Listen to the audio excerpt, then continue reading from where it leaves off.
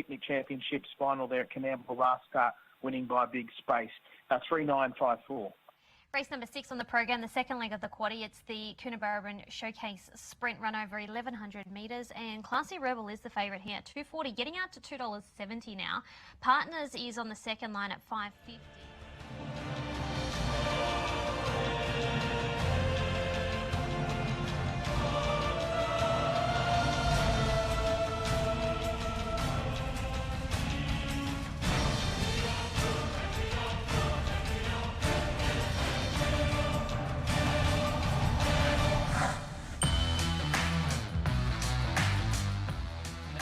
Sets the scene for the best juvenile racing that New South Wales has to offer. Tonight, the New South Wales Breeders Challenge semi-finals we are bringing to you live through Facebook, YouTube, and also Sky Racing, active in a new innovation from Harness Racing New South Wales.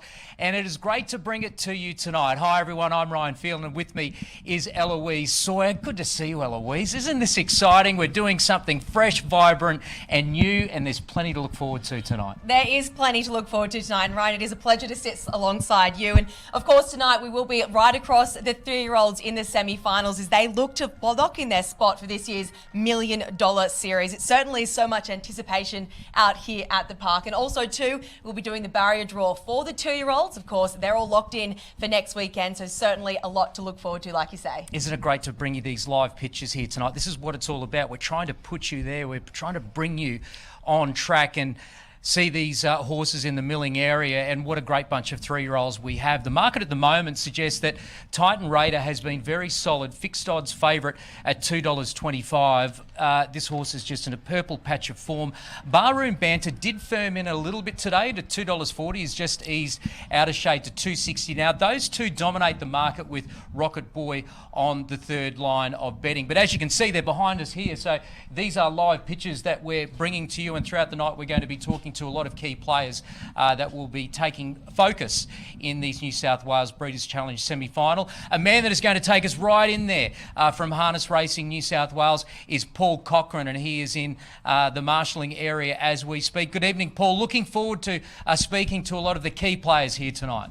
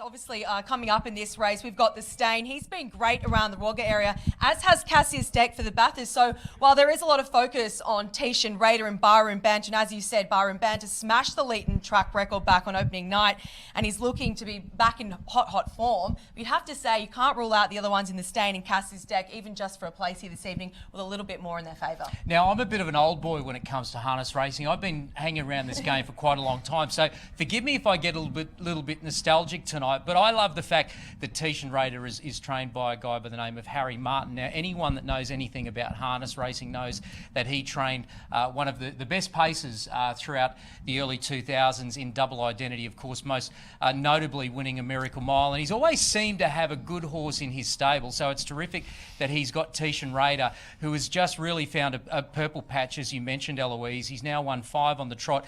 The tactics here are going to be very interesting in the race. Obviously, you've got got Rocket Boy, who's drawn the inside, can show speed, but does he burn and hold out a horse like Tishan Raider, who you know will be looking for the pegs?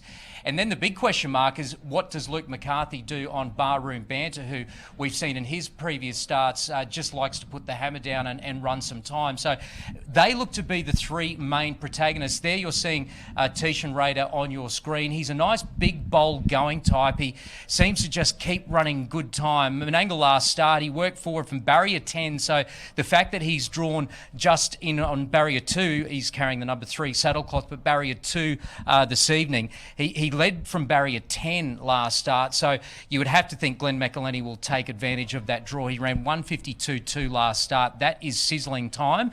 That may be good enough to win this semi-final tonight, but tactics certainly will play a major role. Barroom Banter, he's drawn wide tonight. Do you think that hurts his chances at all, Ryan? You normally would think yes, but anytime Luke McCarthy is the postilion on a pacer, you grow in confidence.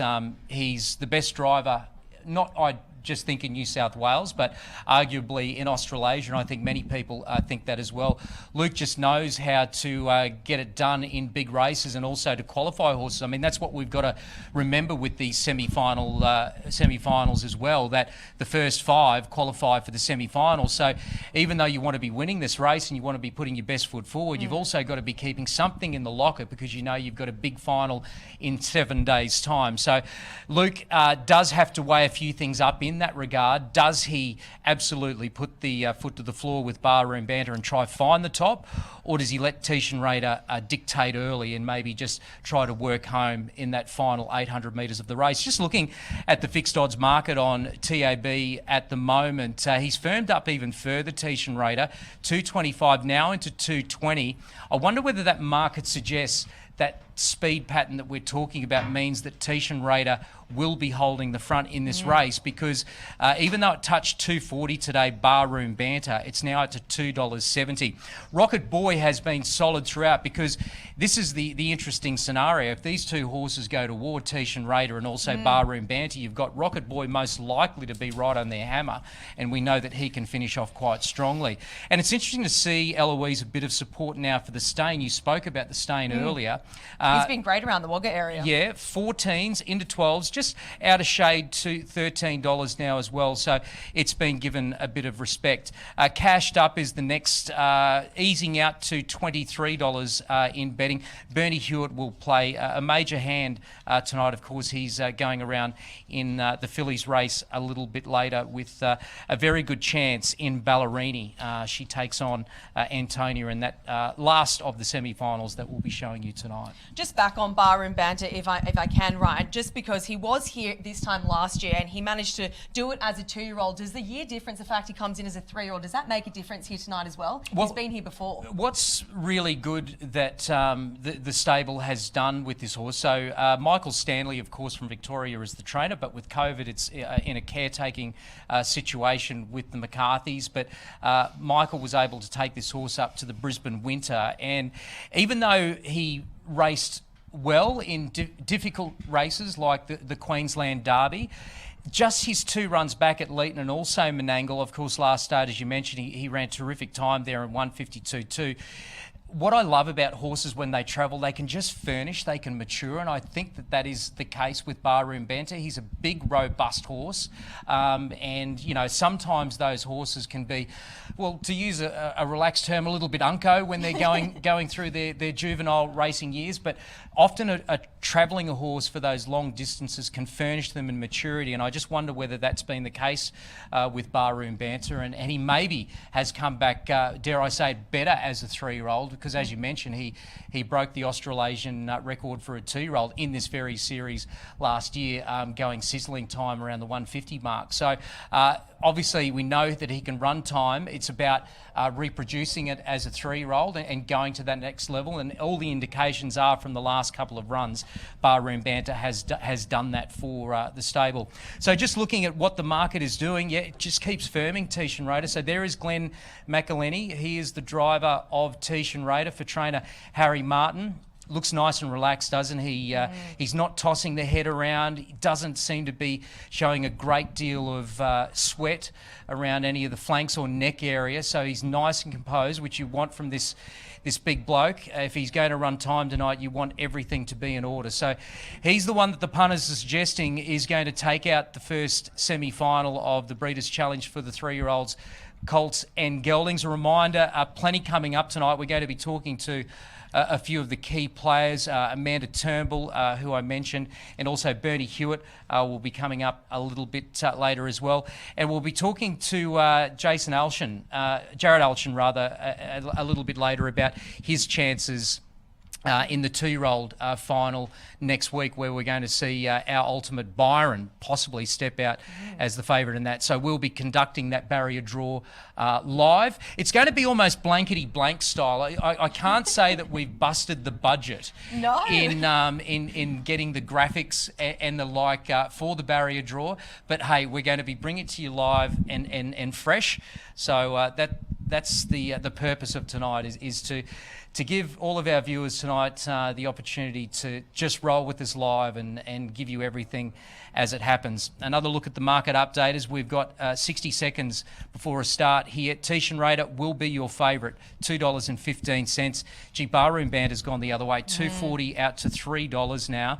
Rocket Boy slightly easy, $5 out to $6. The Stain next in betting at $14.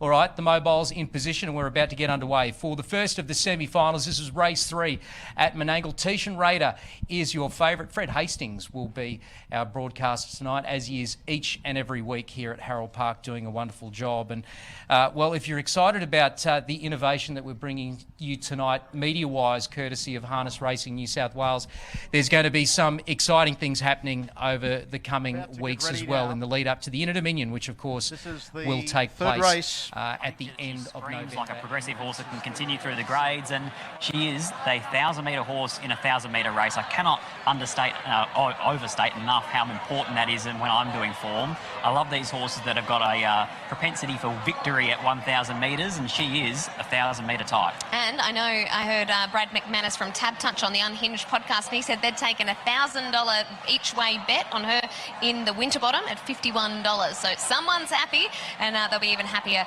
with if she can win today. Let's have a look at them as they do enter the yard, and we'll begin with the one Vain Tempest from the yard of Paige Kenny, resuming here today. There's snippets of mare to be ridden by Victoria Corver, who claims 3. Well, very much like a horse earlier on, an Angelic Misprit, you would 9 times out of 10 be thinking that you'd be tipping into a horse like Vain Tempest first up into this grade, because she's got all the form that you'd look for.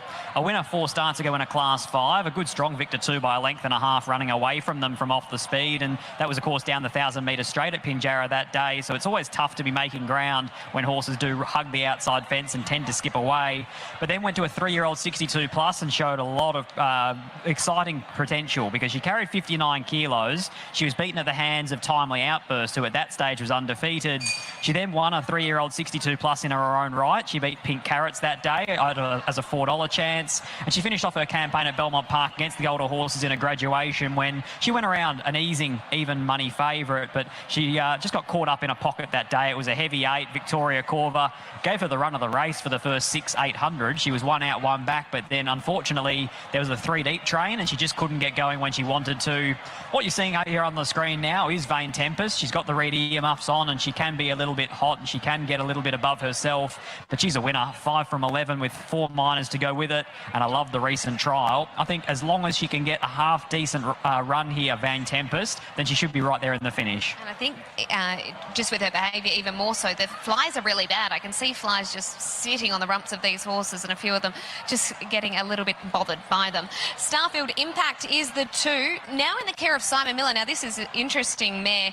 Went up on the Inglis online sale. They purchased her for $90,000, and I thought the push that Simon Miller gave when we spoke to him a little bit earlier today was really strong about how this mare's been working behind the scenes since joining his yard. And Holly Holly Watson claims 3. And for that reason does bring a lot of intrigue. I mean, most of us do think about Starfield Impact as a 2-year-old from back in her day because she had such a wonderful season when trained by Mike Santich, but she showed 3 starts ago that she is able to do it as a bit of an older horse now, older in inverted commas, of course, because she is only a 4-year-old mare, but she did a lot of racing as a juvenile. She won a Crystal Slipper. She also won a Supremacy Stakes. She won a Gimcrack Stakes. She ran 5th in a Karrakatta Plate. So she had a lot of racing as a youngster, but a great success. Now finds herself in a new home, in the middle of a preparation. She's only 6 weeks between outings. Simon Miller, Holly Watson, drawn an awkward gate, and I thought we'd have to get back here. So I was willing to see what she could produce first up for the new yard. Mood Swings is the 4, George Dupre and Geordie Turner. Well, this gelding has been a real beneficiary of the scratchings. Madame Torio a late scratching, Glasgow Girl a pre-post scratching, both of those on-speed horses who were drawn underneath Mood Swings. All of a sudden, this horse comes in a pair of gates, and most importantly, those 2 horses who are likely to vie for the lead come out. And so hopefully now Jordan Turner can get across with Mood Swings. Hard to fault what he's been doing so far, just without winning. Ran 3rd first up in this grade behind Spin the Knife, ran 3rd in this grade 2 starts ago behind All Day Session, who went on to beat Kiss on All 4 Cheeks, and then last time out finished 3rd behind Miss Kentucky and Hot Z. Comes back in grade, on speed 1,000-metre type, each way, sure. Here is Will Chino, led out onto the track with double strappers. Vinnie Coliker on the other side of the mare. You'll be happy to see that. You know he does it with the ones he thinks have a chance. Danny Morton, Chris Parnham. Exactly right. And when you see some of the big name owners that have come into the mounting yard too, Britt, you just start to get excited. But this is a 5-year-old mare who's had 8 starts for 5 victories, 3 in a row over the winter at Belmont Park. She won a No Metro win midweeker on 2 occasions, and then she won a West Speed Platinum with 60 kilos. So it's very much inferior form to what she meets here in a 66+ ratings race at Ascot. But her last start victory, she was 3 wide the trip, no cover, with 60 kilos in a race where they went 3.5 lengths faster than class average. So they were flying along. She was doing the work. She carried the weight, and she was arrogant in the finish. 2 from 2 undefeated here at the Ascot 1000. I think she can resume a winner. ATM is the 6th, the last start winner at Northam, Greg Cave, Troy Turner. Well, the harder and the faster they go, the better it is for this grade, because there really is only one way to ride him, and that is dead cold, saved up for one last burst of speed. You're looking at his sections of his last start victory at Northam. He carried 60 kilos, his final 600, 32.79, so he's just that kind of horse. He's fairly one-dimensional at this stage of his career, but if the gaps do come and if they overcook it, he'll be climbing over them late. Night Voyage is the 8th. Summer Dixon, Brad Rawilla. He's in the twilight of his career, this horse. He's a 9-year-old. He has had 10 starts here at the Ascot 1000. He is a victor here, but he probably, at this stage of his career, needs to keep coming down.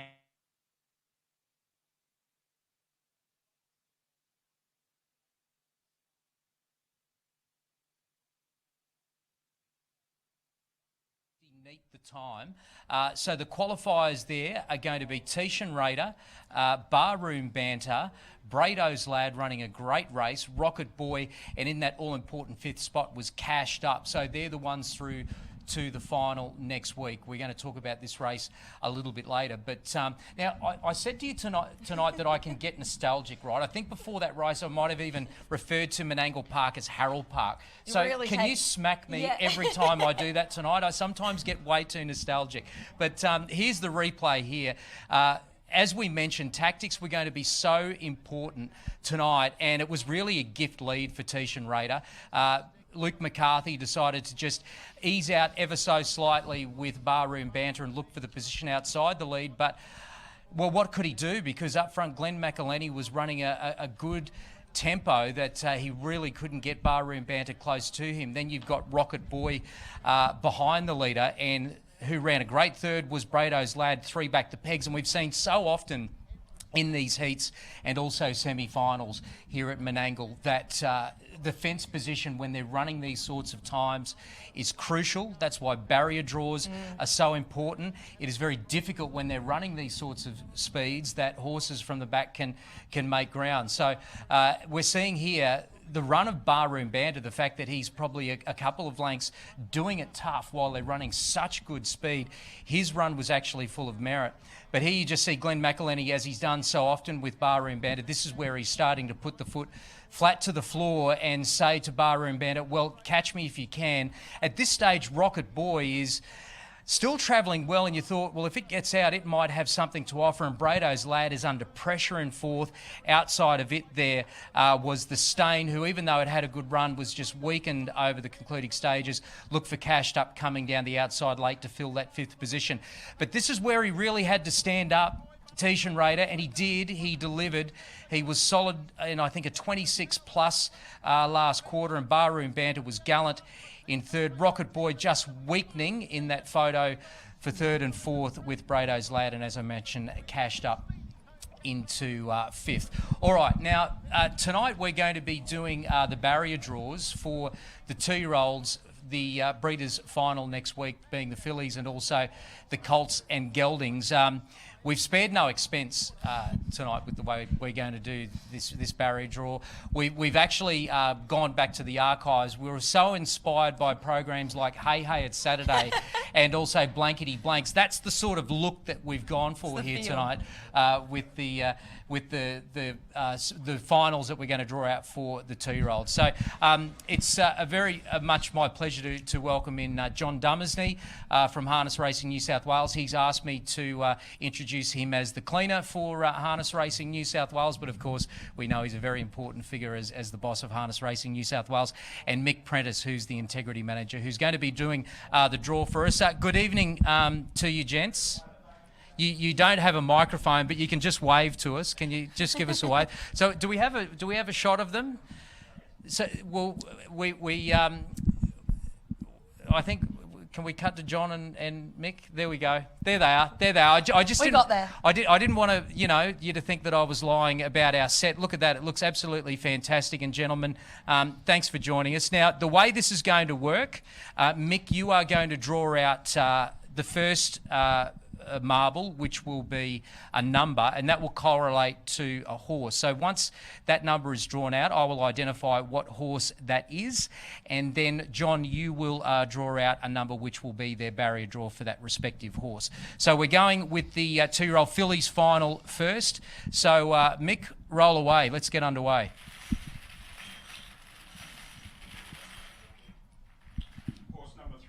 So horse number 3 is Finery, which is an emergency. And John will now draw the barrier for Finery, which is barrier number 4. Horse number 1. Now horse number 1 is Africana.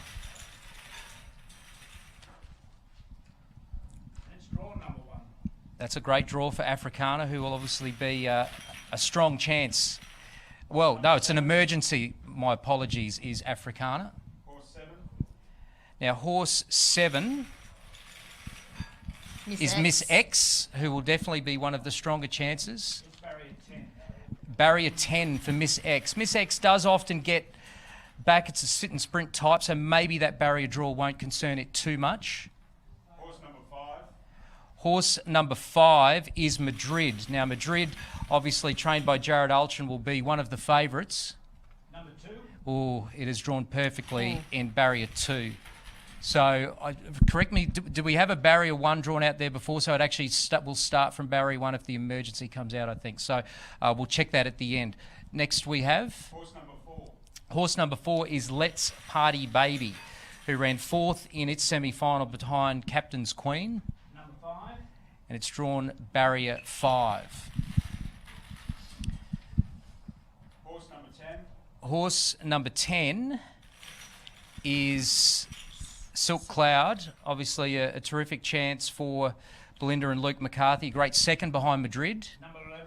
Barrier 11. Oh, that hurts for Silk Cloud. Hasn't been lucky in the barrier draws of late. Horse number 11.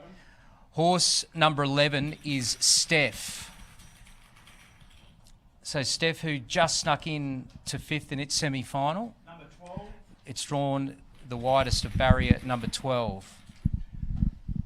Horse number 12. Horse 12, which is Wiona Misfortune, who ran 4th in its semi-final behind Madrid. Drawn number 9. Drawn barrier number 9. Horse number 2. Now, horse 2 is Captain's Queen, who won the first of the semi-finals last week, will be one of the favourites. Drawn barrier Barrier 6, so will be drawn outside of Madrid in the final, which will be crucial to its chances. Horse number 9. Horse number 9 is Pas de Cheval for Steve and Amanda Turnbull. Number 7. And it's drawn barrier number 7. Will be one of the outsiders, but good to see the Turnbull family with another feature race starter. Horse number 8. Horse number 8, which is Not to Be Denied. Not to Be Denied, who ran 3rd for Mark Hewitt behind Captain's Queen in the semi. It's number 8. Barrier number 8 for Not to Be Denied. So that means by process of elimination, we've got one left. Horse number 6. Martini Stride. And that is Martini Stride, who ran 2nd for Darren Binskin behind Captain's Queen. Number 3. Barrier number 3. So there you go. So there's the barrier. So if we can zoom in on that, just as I've lost my picture there. This is technology at its very best. You know what? I'm going to get up and have a look. Can we just tilt that around, fellas? The board. I just can't see the board there as we recap those numbers. So we've got Africana and Emergency drawn barrier number 1. Madrid, who will start a very short price favourite with that Emergency out, will come into barrier 1. Martini Stride, who will be certainly a chance in the market, possibly around each way lines around, you would think about $10 to $12 maybe on the 3rd line, has drawn well in barrier 2. Finery and Emergency in 4. Let's Party Baby 5. Captain's Queen, who will most likely be the 2nd favourite when the markets go up behind Madrid, has drawn barrier 6, but of course comes into 4 with the Emergencies out. Pas de Cheval, Not to Be Denied. We Own a Misfortune. Miss X, who some gave a great chance to, along with Silk Cloud. They were both good chances. They've unfortunately drawn poorly with the barrier tonight. And of course, Steph will be the extreme outside. Thank you, Mick, and thank you, John. We'll get you back a little bit later when we do the Colts and Geldings draw. So what did you make of that? Obviously, Madrid will be talking to connections a little bit later. Jared Olchin obviously will be very happy with that draw tonight. Yeah, certainly. We'll also to Miss X with David Thorne. We were going to speak with him earlier this evening. Do you think that wider barrier draw is going to hurt his chances out there with Miss X? Look, I think definitely, because we saw Madrid running a sensational time, 152.3, when able to lead from a wider barrier draw in its semi-final. So the fact that it just automatically gets into that leader position and can dictate as you like, you think it would have to be the one to beat. So let's have a look at the 2-year-old fillies and how they made it to the final that we'll see here at Menangle Park next week.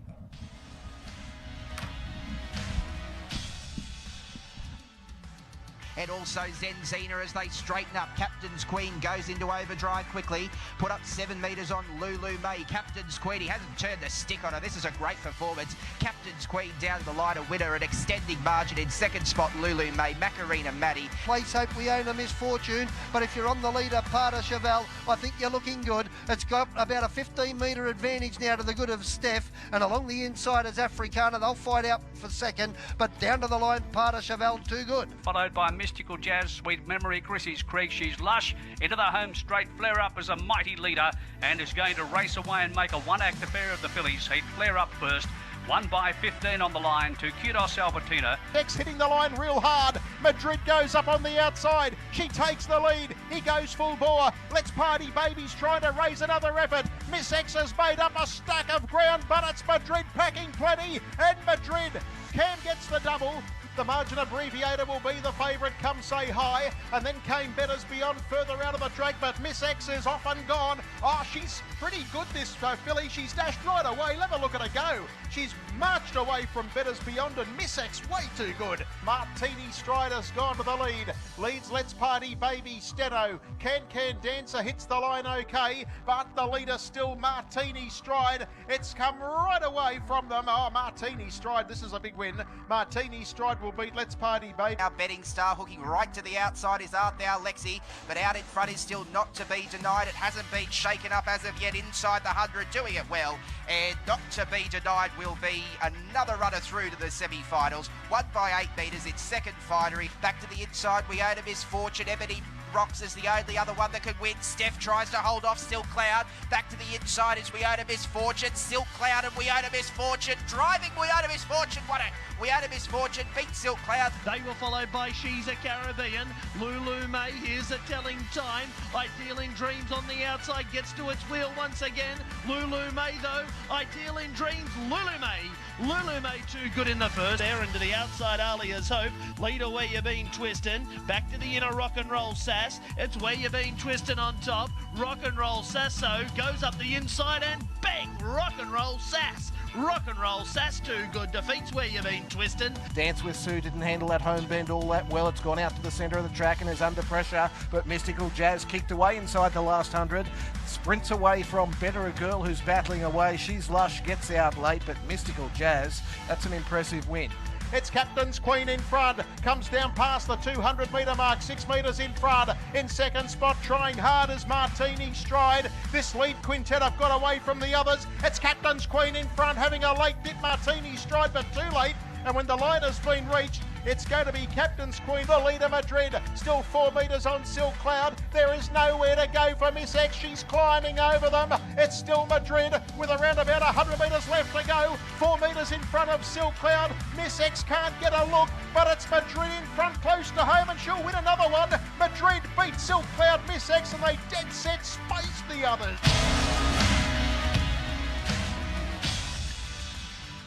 Yeah, some great highlights there of the 2-year-olds to get to this point in the finals. You have to say this year's qualifiers are as good as any of the crop of 2-year-old paces we've seen in the history of New South Wales Breeders' Challenge. And I'm pleased to say that David Thorne is alongside me, of course. We just had the barrier draw for the finals. You've got Miss X out there in barrier 10. How do you feel about that one? Yeah, obviously a better draw would have been good. If take the 0 off, I'd have been happy. But they're only a starting barrier, you know. Like obviously it does help to draw good, but plenty of good horses have won from bad barriers. Yeah, and of course, her racing pattern normally, David, is she's probably a sit and sprint type anyway, isn't she? So if they happen to bust up some of those ones up the top end, she's the sort of horse that can come home strongly. Yeah, for sure. I mean, last week, on paper, watching the race, she might have looked a little bit disappointing, but it's the first time she's actually burned out of the gate, and it's really hard on them when they've never done it before. So it's really the hardest part of the race. So she obviously won't have to do that this week, and I think she'll really improve off that run. So, I mean, she's going to have to, but we just need power in the race, and she's still an each-way chance. Yeah. Obviously, you've got 2 weeks in preparation between last time and heading into this final. How much does that help her in the preparation? How is she? Yeah, no, she's really good. She's bucking a brand off, so I gave her a hobble this morning, and, you know, she's pretty sharp. So, yeah, I think that the timing of the heats and semis and all that worked out really good for her. And who are you wary of, I guess, in that final? Obviously, there's a number of strong contenders across the park. Who's the ones you've sort of got your eye on? Oh, I think from the draw now, Madrid's definitely the one to beat. She was probably the one to beat anyway because she probably nearly could have led from any barrier. But I would have liked Captain's Queen to draw inside her, and then it might have been a real speed duel. But they're probably the main two. But yeah, there's a few good fillies in it. Yeah, it's interesting now, isn't it? You know, you would think that Captain's Queen, even though we know she's got great speed, just the fact that Madrid is going to be there and it's already pretty much lobbed in the lead, you just wonder what Brad Hilt would like to do, whether he just bails out and tries to take a set. Yeah, he's liable to chance his arm. The only thing is, I think Madrid will have no troubles leading, but they might think maybe from one they can get a bit of a slingshot out wide. It's drawn in the middle of the field, so I'd say they'll have a crack, but you're going to know after 50 metres. You know, it's very quick, Madrid. Yeah, you've always had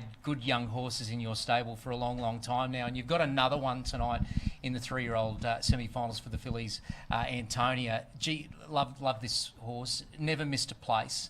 Where have you got her at? Obviously, last start she looked really good, but what did you make the run at Penrith? Obviously, she wasn't 100% there. You've been documented as saying that. Are you happy with where she is at the moment? Yeah, no, I had a lot of trouble with the blood tying up, and before and after Penrith, and we've just changed a few things with the feed and that. I think the weather doesn't help either, the hot and cold and that. But she worked probably the best she's ever worked on Wednesday, and she's not a great track worker, but she was really good, and she's out there bucking a brand off outside. So I think she's getting close to the mark. You know, hopefully by next week she'll be spot on. So I don't. Last week she probably didn't look that good either. Her time was really good in the wet, but I don't think she's as good in a wet track. She's only little feet and wears a one-legged spreader and that. So I think tonight, hopefully no rain, she'll be a lot better on top of the ground. Yeah, she's a very short price favourite. Tab fixed odds at the moment. She's $1.30. Luke McCarthy takes the drive tonight. You know he's probably going to be aggressive and look for the lead. She is entitled to that lead because she's the best horse in the race. Jack Trainer will take the drive next week. So what are you looking to see tonight?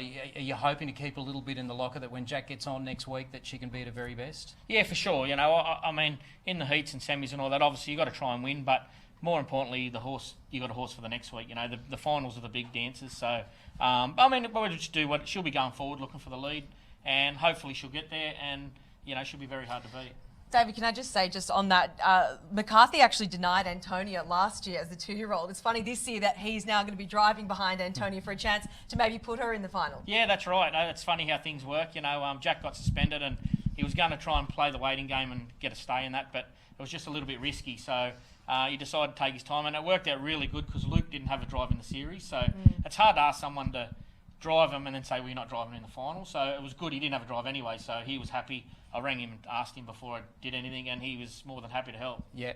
Well, not the best of draws for Miss X so far, but hopefully you'll qualify Antonia later. And when we crank up our blankety-blank style barrier draw a little bit later, you maybe get a nice favourable one on the inside. Yeah, that'd be great. Good on you, David. Always great to see you, mate, and keep up the great work. You're training plenty of winners. Thanks for joining us. Thanks very much. All right, now we're not too far away from our second semi-final here tonight for the 3-year-old Colts and Geldings. Of course, we saw a terrific performance in the first semi-final from Tishan Raider and Glenn McElhenney and Harry Martin. So we're not too far away from a start for this next race. The horses are out on the track. Let me have a look at the... We're looking at Captain Crusader and High Voltage. $1.75 at the moment. But who's that for? Captain Crusader? Captain Crusader, yes. Yeah, he's looking at drawing from out of gate 7 this evening. So Captain Crusader and High Voltage is certainly where punters are perhaps struggling to split the two. Maybe if you're looking to add a bit of value to the exotics, you could look at someone like 3 in Heaven or Electric Guy. They've all been up there this series and leading into the final tonight, but certainly Captain Crusader and High Voltage, they are firming up indeed. Yeah, well, Captain Crusader, that's him on screen. I was very impressed with what this horse did up in Brisbane. Look, he's obviously just a horse that loves racing. Ricky Alchin has done a great job with this horse. He has been up for a long time and racing in, the top flight company, but he just seems to keep coming to hand very, very well. That's him on screen. He looks pretty sharp, doesn't he? Nice in the coat and very, very lovely. So he was $1.95. That's as much as he got to. He's now into $1.75. High Voltage, slightly easy for Cameron Hart and Jason Grimson, $2.70 out to $2.80. Lyrical Genius is at $13 and is to be driven by Amanda Turnbull. Now, one of the great chances in this race is trained by Adam Regari and driven by Peter Hedges, and that is 3 in Heaven. That is 3 in Heaven. You caught up with Adam Regari just a little bit earlier this evening. Let's take a listen.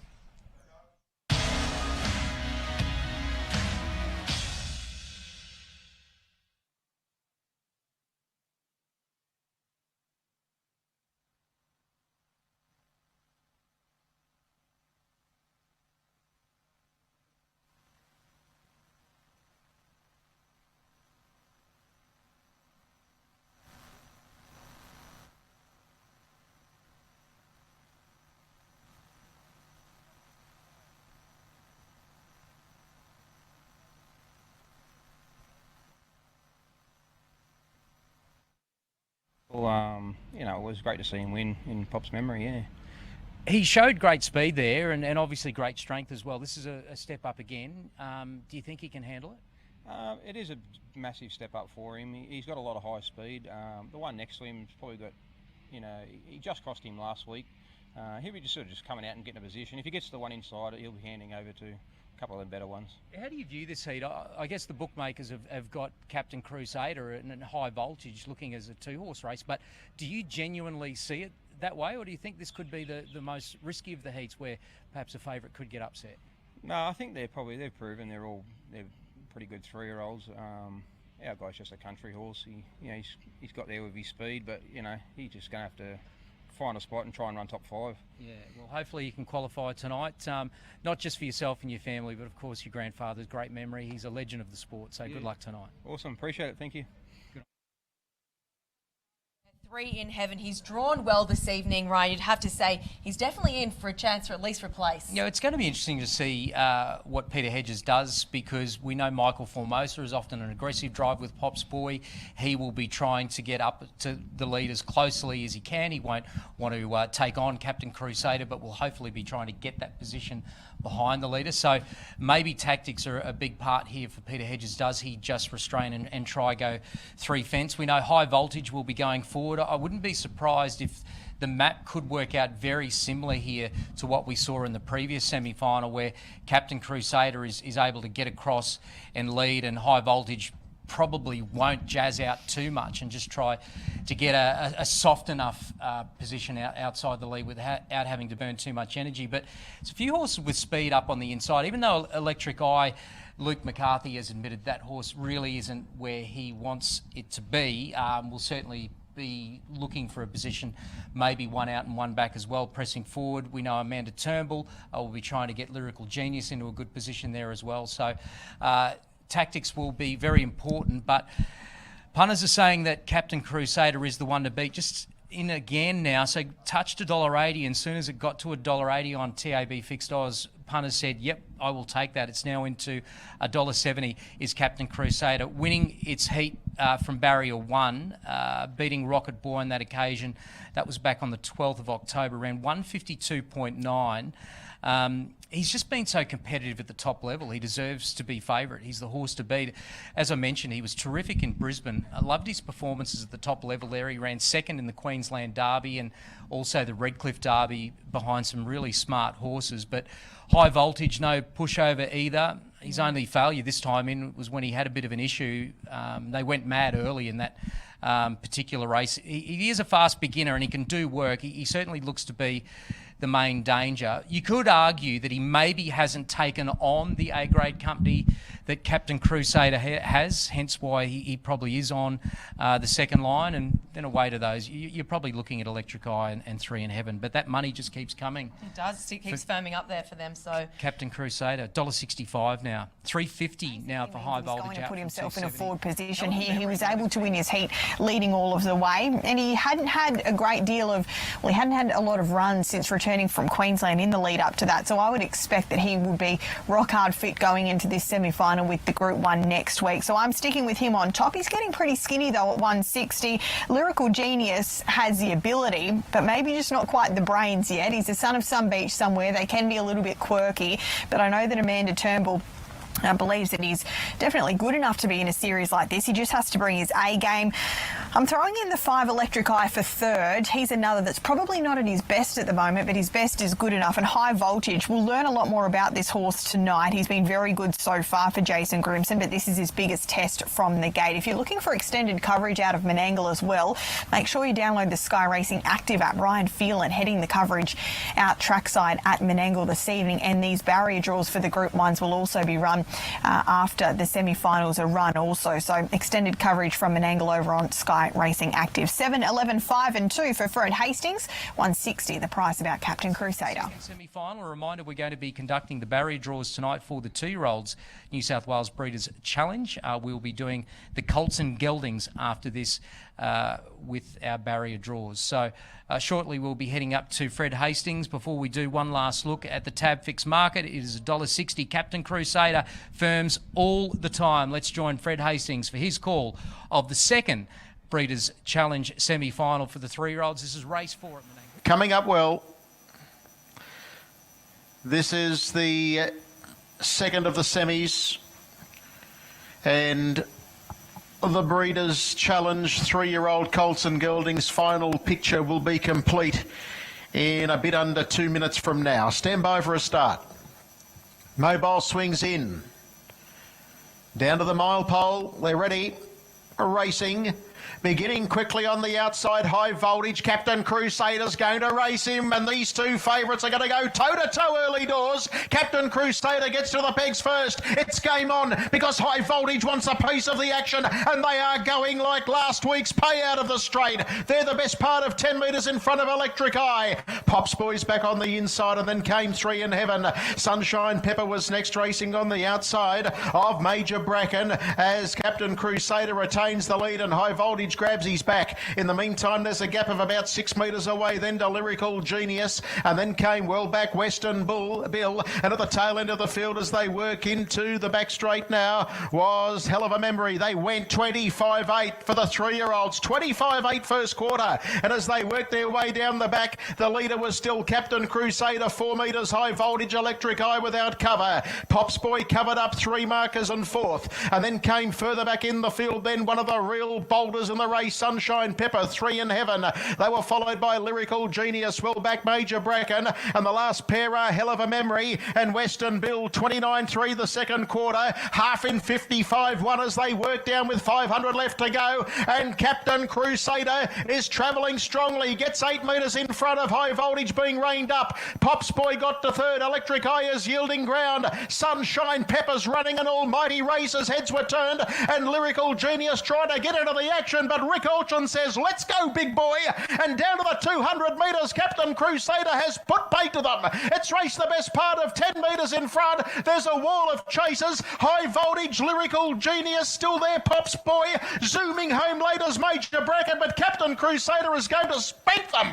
Goes home to beat Lyrical Genius. Pops Boy in a photo with the fast finishing Major Bracken, and Hell of a Memory's flashed right down the outside. It's up there, possibly for fifth, and then we got High Voltage, Sunshine Pepper, and then came further back to Western Bill, Electric Eye, 3 in Heaven. He stops the clock at around 150 and a half, 27-9 home. That was exhilarating. What a matchup we've got next week. Absolutely. Super performance there from Captain Crusader. Sharp as a tack. He has been able to burn off the gate in sub 26 and still give a big kick at the top of the turn. His gate speed is going to put him in a very prominent position wherever he draws next week, and we'll know that a little later on. But of course, with that 10 across the front configuration, he's going to draw up on the gate and he's going to be ultra competitive. So 150 flat for Tishan Raider, 150.8 for Captain Crusader.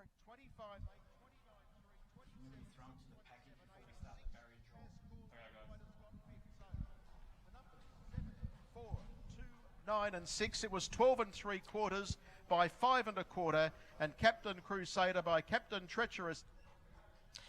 Captain Crusader there, Ricky Alchin absolutely leading it down the home stretch. There was absolutely looking like he was nowhere to slowing down whatsoever. Captain Crusader taking that one home, and taking that one home convincingly, Ryan. Well, that was just devastating from Captain Crusader. As we mentioned in the preview, we know that he's been able to perform at the most elite level in 3-year-old company this season. Was terrific in running second in the Queensland Derby and also the Redcliffe Derby during that Winter Carnival campaign. He has furnished into a very speedy 3-year-old and a good time there around 150. We'll confirm that time, but the runners across the line there, Captain Crusader obviously winning, also qualifying for the final, Lyrical Genius in second, Pops Boy into third. Congratulations to Michael Formosa getting into the final with that particular runner.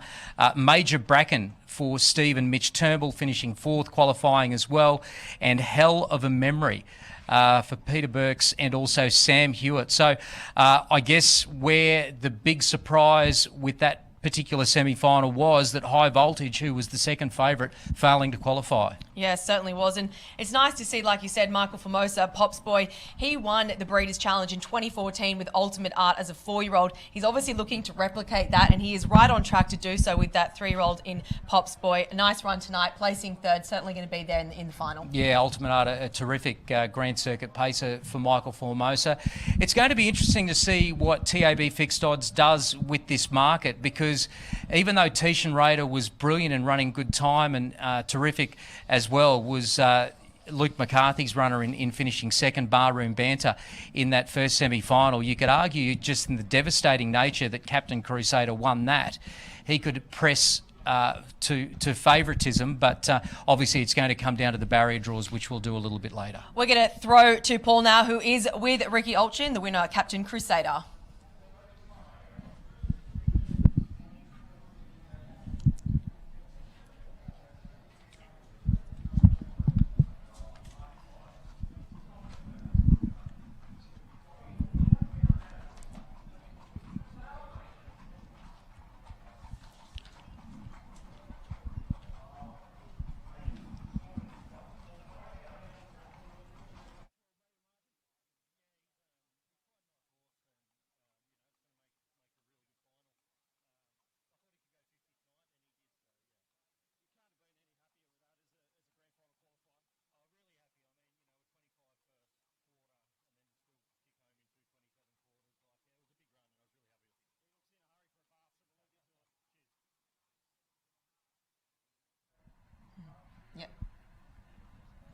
Thanks, Paul. That was Ricky Alchin there. Absolutely delighted with the performance of Captain Crusader, and well should he be after that terrific performance in running 150. We'll try and confirm that official time, but they have gone around 150, just a tick over, but just trying to confirm that time at the moment for Captain Crusader.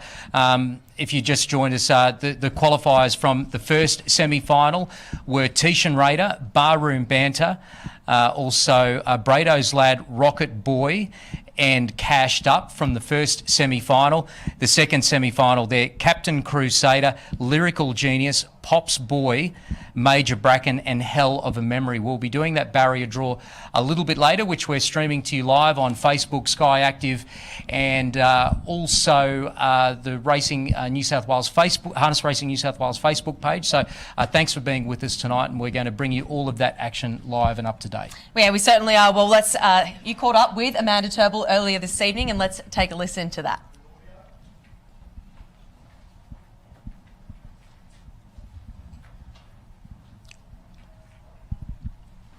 Going to race him, and these two favourites are going to go toe-to-toe early doors. Captain Crusader gets to the pegs first. It's game on because High Voltage wants a piece of the action, and they are going like last week's payout of the straight. They're the best part of 10 metres in front of Electric Eye. Pops Boy's back on the inside, and then came Three in Heaven.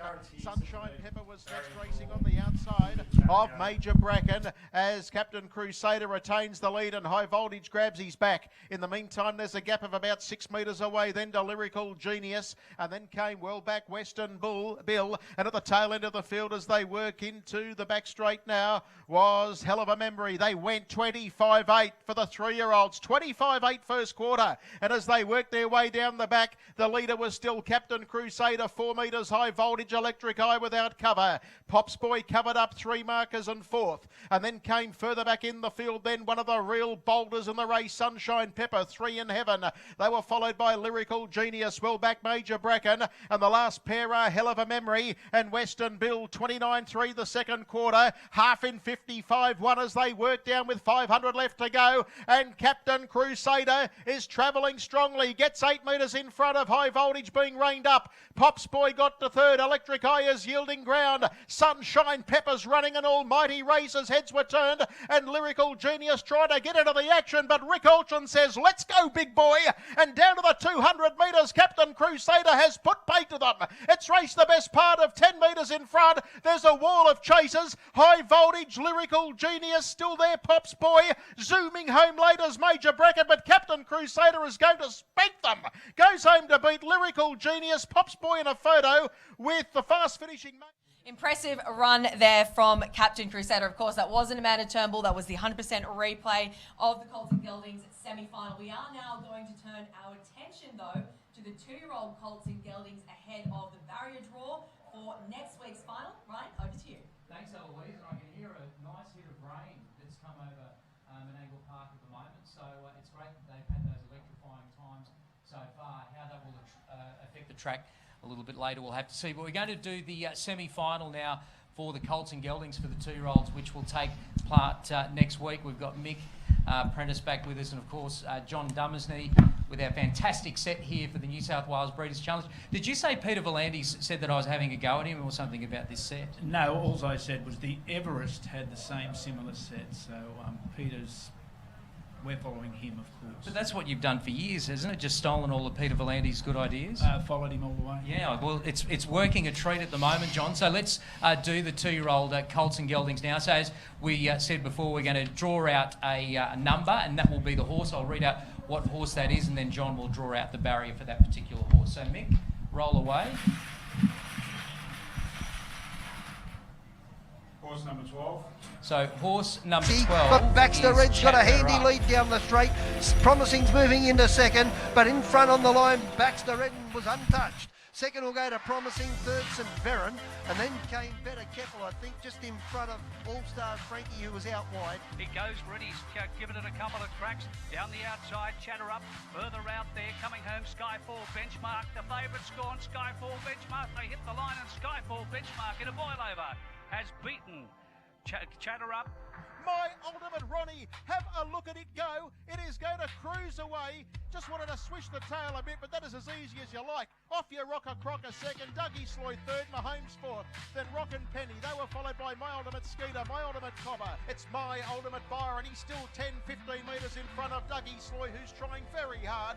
Tim's a trooper, and My Ultimate Cobber run home, but he sits up on this very, very talented horse, and My Ultimate Byron, a superstar juvenile, wins it by about 8 metres on Dougie Sloy. Tim's a trooper, My Ultimate Cobber. You can see Mahomes giving chase, and they were clear then of Leap to Fame and My Ultimate Skeeter, but he balances nicely now. Small T's below the 100 metres. He looks to have Mahomes covered and starts to come away against Small T's. Small T's will win it. Second home goes to Mahomes. A good effort. St. Veron tries to shake the challenge of Ababa. He did a good job of it. Watto's Blaze of Glory away from the inside now, but St. Veron inside the 100 stole the margin. He's the first one through from the Western regions. It's St. Veron in front, and it'll win.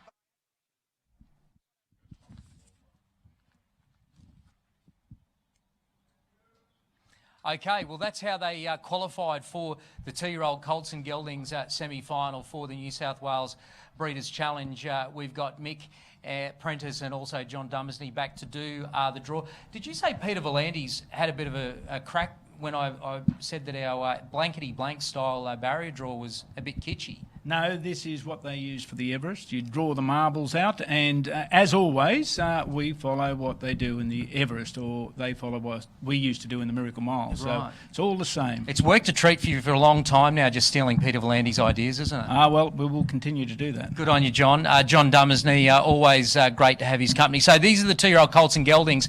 Now, we did jump the gun a little bit, but of course, with the purpose of integrity, the first number that we drew out was Chat Her Up. That was number 12. And it drew number 11. Barry 11. So Chat Her Up, who finished fourth for Clayton Harmey behind My Ultimate Byron in the second semi-final. Horse number 10. Horse number 10 is Small Tease. We know this horse has raw speed. Number 6. Barrier 6. So that's going to be interesting to see where the ultimates draw. My Ultimate Byron and My Ultimate Ronnie, of course. Small Tease drawn barrier number 6. Horse number 4. Horse number 4 is Marvella, who is an emergency. First emergency is Marvella. Number 10. Barrier 10 for Marvella. First emergency for the two-year-old Colts and Geldings. Horse number 5. Now, horse number 5 is My Ultimate Byron, the likely favourite for the semi-final. Jared Alchin is standing by. We're going to be talking to him very shortly, and he will not be happy with what John Dummersney has drawn out. He has drawn barrier 12 for the likely favourite, My Ultimate Byron. Horse number 9. Horse number 9 is Skyfall Benchmark, who ran third behind My Ultimate Byron for Clayton Harmey. Number 4. Drawn barrier number 4. So it's interesting, the big guns are drawn the middle and the outside at the moment. Horse number 8. Horse number 8 is St. Veron for Steve Turnbull and Amanda Turnbull, ran fifth behind My Ultimate Byron. Will be one of the roughies of the race. Number 2. Barrier 2, so drawn well. Hopefully be looking to pick up some place money, you would think, from a draw like that. Horse number 11. Horse number 11, which is Tim's a Trooper. Ran third for Grant Dixon and Robbie Morris behind My Ultimate Ronnie. He's been going quite well. Number 5. Drawn barrier 5. So inside of Small T's, does have early gate speed. Horse number 6. Horse number 6 is My Ultimate Ronnie. Can Jared Alchin have a little bit more luck here with one of the main chances? Number 8. It's drawn barrier number 8. So My Ultimate Ronnie and My Ultimate Byron drawn outside of Small T's. Horse number 1. Horse number 1 is All Stars Frankie for Steve and Amanda Turnbull. Drawn number 9. Drawn barrier number 9. So we have 3 runners left. Horse number 2. Horse number 2 is Baxter Red, who will be the second emergency. So it's going to draw barrier 1, so that means they all come in a little bit closer, some of those key chances like Small T's into 5. Horse number 7.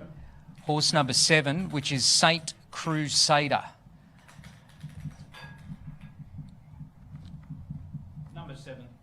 St Crusader for Clayton Harmey has drawn barrier number 7, and that by process of elimination means Horse number 3. that Dougie Sloy for Mick Goltoff and Jack Callaghan is the last runner, and it will draw barrier number 3. So there you go. Our second emergency is Baxter Red has come up with barrier 1. St Veron will start from the inside if those emergencies come out. Dougie Sloy. Then we have Skyfall Benchmark. Tim's a trooper. Well, Small T's, the fact that he's fared the best out of the barrier draw, that will have the bookmakers really doing some hard thinking. St Crusader. My Ultimate Ronnie, drawn outside of Small T's, but we know this horse is certainly versatile. All Stars Frankie. Marvella will be the first emergency from barrier 10, Chatter Up 11. And the one that everyone thought would be the early favourite, which is My Ultimate Byron, has drawn the extreme outside. Yeah, he certainly has. And I'm happy to say that Jared Altrin is just coming in to the set. Jared, obviously, My Ultimate Byron, barrier 12. How do you feel about that one? Not actually worried about 12. I prefer to draw 12 than 1 actually, so because he gets a bit grabby up behind the gate. So drawn 12 he can relax and he'll cross him from anywhere. So I'm more gutted about Ronnie actually drawing bad because he probably needed a good draw, you know. So but Byron, it didn't worry me pre-drew really. It's funny with Byron because he's 7 from 7. We just know that he's a superstar in the making. He's been there and done it. Whereas Ronnie, the last couple, has progressed to a level where you thought he was going to be a real genuine chance in this sort of race. Yeah, I always said that I thought he would be the best one moving forward because he's got the best manners.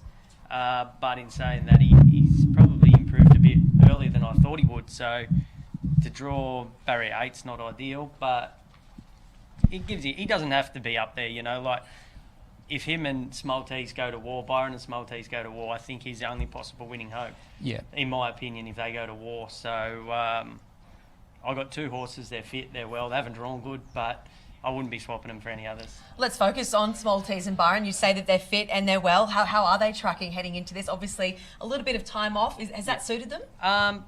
Probably they pulled up so well after their last run, they could have raced this week. You know, they're that well, sort of 2 weeks in between with mine. It's like if they get sick or something goes wrong in that 2 weeks, like I would have been happy to race this week, you know. But yeah, it is what it is, and they're fit, they're well.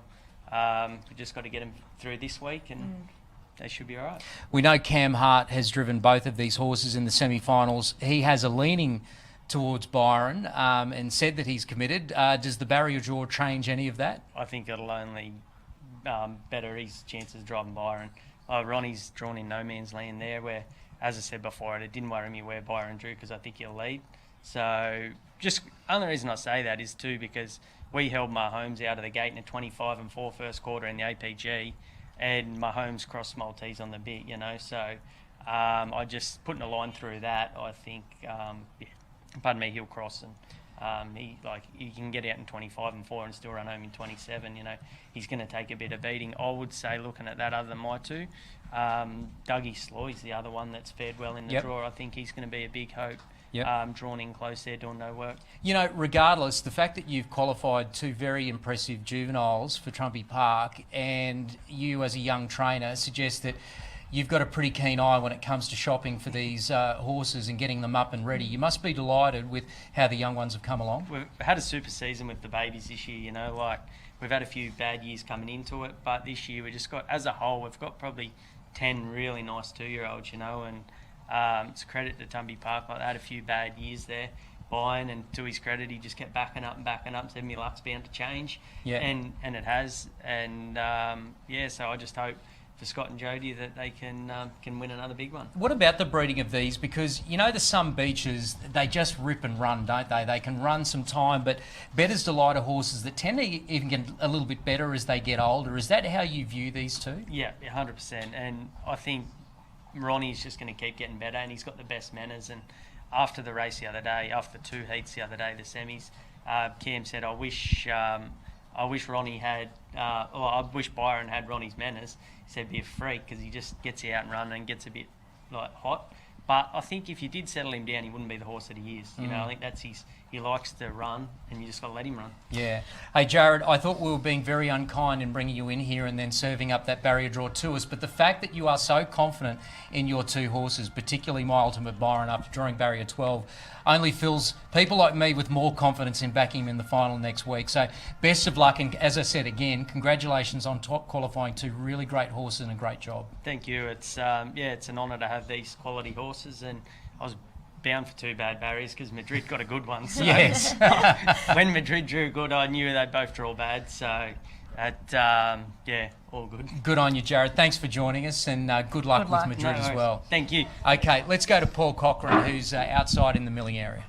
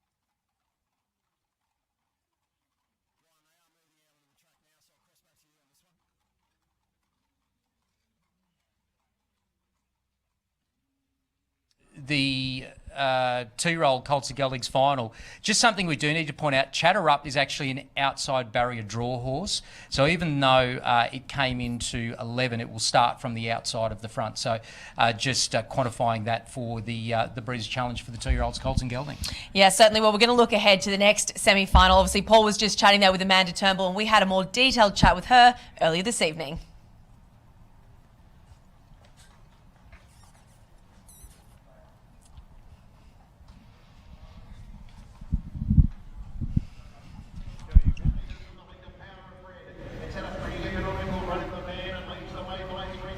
Yep, no worries, yep. Rolling in camera. Yep, good to go. You ready? Yep. Yep. Very busy tonight, Amanda, trying to qualify a few horses for the Breeders. Let's start with Lyrical Genius. Good win last start at Bathurst. So you confident you can qualify with this one tonight? Yeah, sort of got to do everything right. He's a bit of a handful, but he pulled hard last start and still was good enough to win a heat. So hopefully he just doesn't over-race too much and we can sneak into a place here. So with Captain Crusader, you're drawn inside of him. Do you sort of let him slide and hopefully get to the pegs and maybe they run along a bit that he can not get up on the bit too much? I think if I did that, he'd probably get too revved up, so I just got to try and get him to go back and settle that way. Otherwise, I think if I bust him out, he won't come back to me now. What about I'm Desirable? She's obviously got one of the hardest heats with Chrissy Schick, but a good draw that you can probably get a nice soft run? Yeah, she'd love it if they did go hard. She's sort of one pace sort of thing, but yeah, she just sort of needs a bit of luck as well. And what about Miss Lemon in the Antonia heat? They're saying Antonia is unbeatable. You've unfortunately drawn a little bit wide, so you'll probably have to weave a little bit of magic, but are you happy enough with her going into this? Yeah, she seems pretty good, but she's going to need a lot of luck. She's got to get to the fence and hopefully go hard, and she can get the shortcuts home. It's her best hope, yeah. Which one are you hoping to qualify, the most? Which one to you tonight is looking like the best chance, do you think? I think Lyrical Genius has the most ability, and he's one that's got the best chance, but he's just got to learn how to race. Yeah. Well, hopefully you can weave some magic tonight. Good luck, Amanda. Thank you. Good on you. Good to see you. Thank you.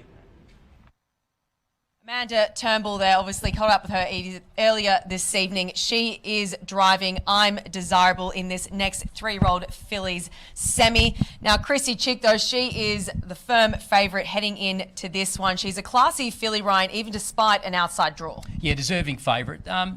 just looking at the map here, she ends up in front, it seems. The key here is how far the ones trying to get in behind her and run a place, how hard they want to go for the front. So, you know, they'll have to sort them out early, but you'd have to think that Chrissy Schick will find the lead at some stage. Won her heat at Menangle in impressive fashion, 152.2. Similar barrier on the outside on that occasion from barrier 7, and she just blistered away. She won easily, about 6.5 metres. So 26-1, she came home in that last quarter. We know she's the class runner of the field. She'll do a power of work, but she'll be very hard to beat. Now, what's going to be interesting, obviously, she clashed with Antonia, who will go around as a favourite in this the second semi-final. There was, as we spoke with David Thorne earlier, a few excuses for Antonia on that occasion. So it'll be interesting to see her put her best foot forward here and say to Antonia, well, I deserve to be the favourite for the final, and I'm going to put down a fast time and play catch me if you can. We know in these 2- and 3-year-old races, barrier draws are so crucial, and we'll bring that to you live a little bit later. But Chrissy Schick, at the moment, favourite $1.45, just out from $1.40. Winona Ryder, who is an interesting one, won its heat at Bathurst, unbeaten, 5 from 5 at the moment. She has gone 154.8 at Menangle, and punters are saying, I think Bernie Hewitt's got a good chance here. Opened up at $12 today, now into $6.50. Yeah, certainly is a great chance, and he's drawn ideally being from barrier 5, so he's in a good position there this evening. You spoke with Bernie Hewitt and earlier this evening. What did he have to say about Winona Ryder? Yeah, well, look, we mainly spoke about Ballerini, who I thought was a terrific chance, and you just thought that Winona Ryder had to take the next step up again here. But even though those wins, which most of them have come at Bathurst, as I mentioned, has run 154.8 here at Menangle, you thought it was a step up, but punters are saying no. Punters are saying Winona Ryder is a genuine chance in this race. Better Be Kept is slightly easy, 7 out to $8.50. Infinity Beach, which is the stablemate to Winona Ryder, it's also met with some good support. Opened up today at $19, now into $10. Stellina for Michael Formosa, 13s out to 17s. About to peak, 23 out to 26. A Perfect Dance, 23 out to 34. One Reason is out now. Actually, no, firmed in from 41s into 34. One Reason, so a bit of specking there. Glamour Fox, 51 into 41. A Perfect Dance, 34 out to 41. I'm Desirable, 51 out to 41. So they're specking a couple at longer odds here to maybe upset this favourite, Chrissy Schick. Yeah, there certainly could be in some upsets tonight. Infinity Beach also, she's got the lovely run in behind them from gate number 1. She's not one to be ruled out. Let's head to trackside with Paul.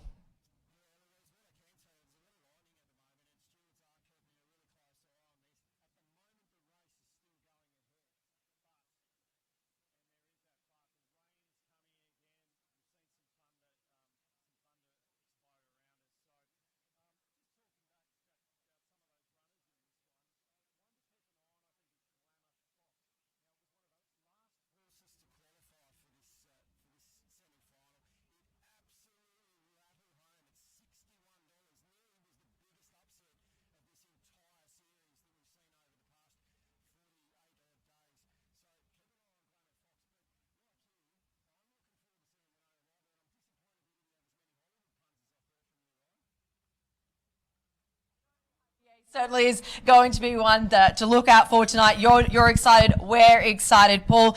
Obviously, Winona Ryder going from 6 from 6, as we said. This is a bigger test, though, for the filly. It's a step up, and it's certainly a lot of things can happen in a semi-final race. Yeah, Chrissy Schick, we know that Cameron Hart is an aggressive driver, even though she's drawn the extreme outside here, that she will be looking for the lead and trying to stamp herself as the best filly in this particular race. And punters are saying that she is currently $1.45. But as I mentioned, firming is Winona Ryder. Opened up as much as 12 into 750 and firmed again into 650, just slightly easy now at 650. Yeah, we can see that rain, can't we? That Paul referred to. How much does that play as sort of, if you go ahead tonight, does it have much impact on the race here this evening? Well, as far as the track is concerned, this is a terrific track, so it shouldn't affect times too much. If it's only sort of light at the moment. If it comes down a bit heavier, and it could make the times a little bit slower, but the only occasion when these races could potentially be delayed or the drivers come off the track is if there is potential for lightning and danger in that particular regard. And obviously the stewards are always safety first when it comes to these sorts of things. So we'll monitor that at the moment. We did have a look at the radar a little bit earlier, and it did look as though it was going to skirt around the edges of Menangle Park, so hopefully it will stay away and it won't affect things too much. But we're not too far away from the start, a minute until the start, and Chrissy Chick is the favourite, easing now to $1.55.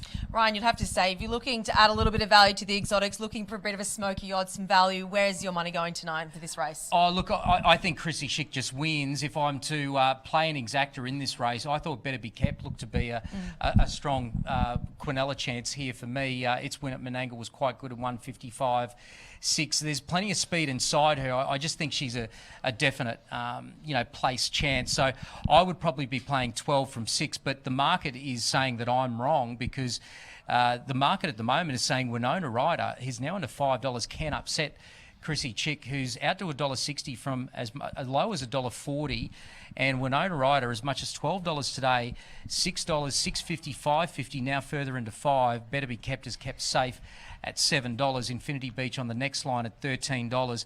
Little bit of specking for Stelina, $21 into $17. The rest have all been a little easy. Yeah, Michael Formosa did speak this week. Stelina stormed home to win out at Newcastle, but from the wide draw, he did say this week luck would have to be on his side for this drive. Yeah, so we'll see how they light up here for the three-year-old fillies. This is semi-final one, and they're scoring up. Let's go to our caller, Fred Hastings. Run around here at Menangle a few weeks ago as well when she was able to rate 52 and 2. The barrier draw isn't kind, but I just think she's a class filly.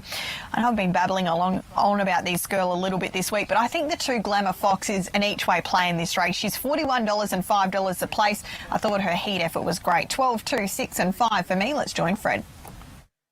And we're just about right to go. Quick cheerio to Ross Adams, who has a horse he part races in this race. He and Jim Douglas, after that fall at Penrith, trust you're on the men, boys.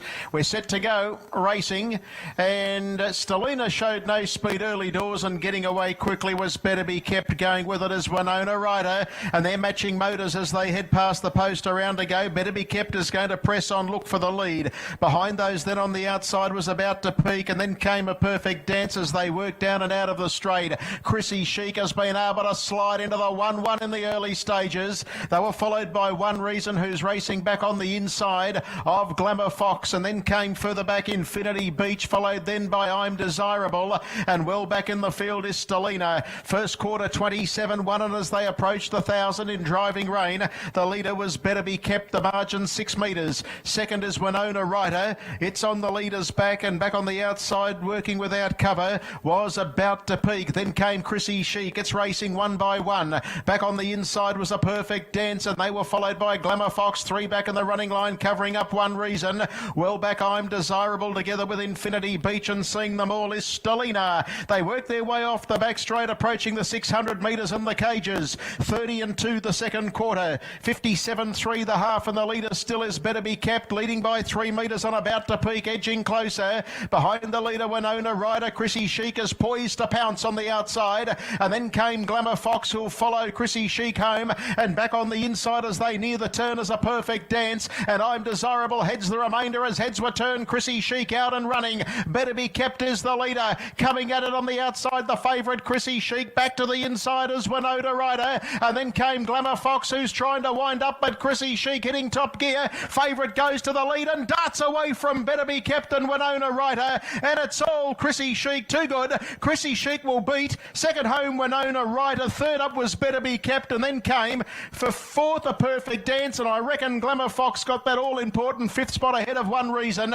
and then came Infinity Beach. I'm Desirable, well back to finish About to Peak, and Stelina was always well astern as finished near the rear in 152 and 3. She's done it with a fair bit in hand. Chrissy Chic, 151.20, defeats Winona Ryder, who tastes defeat for the first time and has still run a good race, and Better Be Kept, 12.56. A break. Globe Derby's next.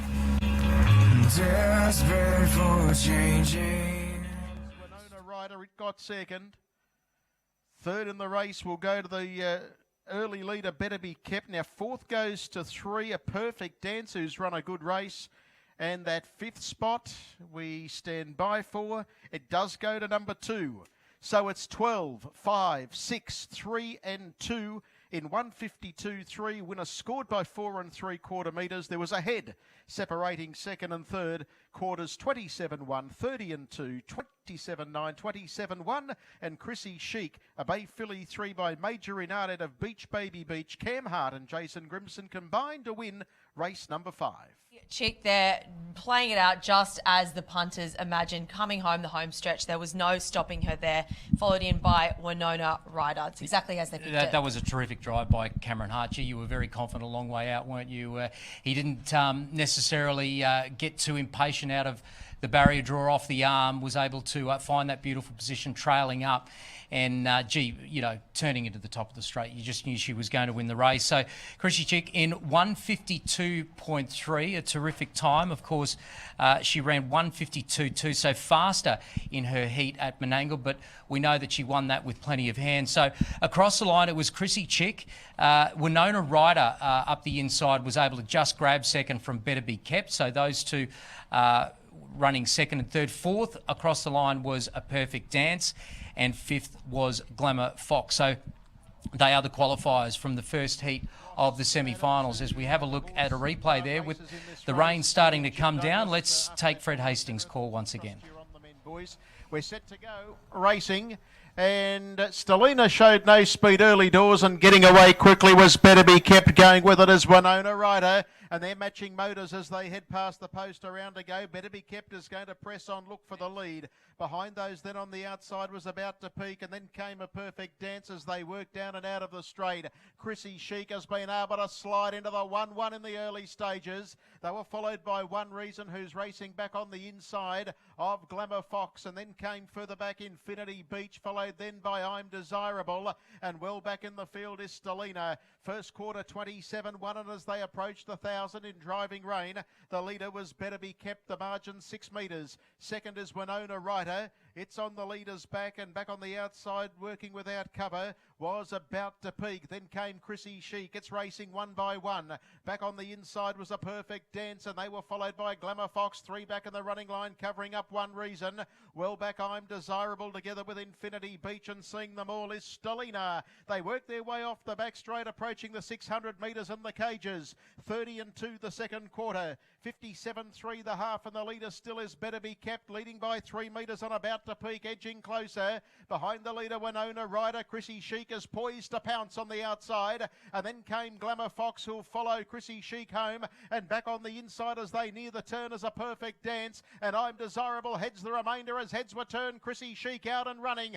Better Be Kept is the leader, coming at it on the outside, the favourite Chrissy Chic. Back to the inside as Winona Ryder, and then came Glamour Fox, who's trying to wind up, but Chrissy Chic hitting top gear. Favourite goes to the lead and darts away from Better Be Kept and Winona Ryder, and it's all Chrissy Chic. Too good. Chrissy Chic will beat. Second home, Winona Ryder. Third up was Better Be Kept, and then came for fourth A Perfect Dance. And yes, a great ride there from Chrissy Chic, obviously to an incredible drive from Cameron Hart, and I'm happy to say that Paul is actually standing by and he's waiting for Cameron Hart, the man of the hour.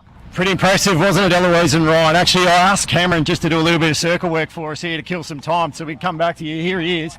I'll just get in front of the camera a little bit. Hey, Cam, the market liked her, and I guess we saw why. Yeah, she was super tonight. Probably didn't work out how I planned. I thought she might have been able to work forward and find the front, but when I was able to slide into the one out, one back early, worked out perfect. She's very versatile, so it doesn't worry to run with a sit like that. So she was able to have a nice cosy run tonight. It didn't knock her around too much, so it was perfect. How were those conditions? Yeah, not too bad. The track's still good.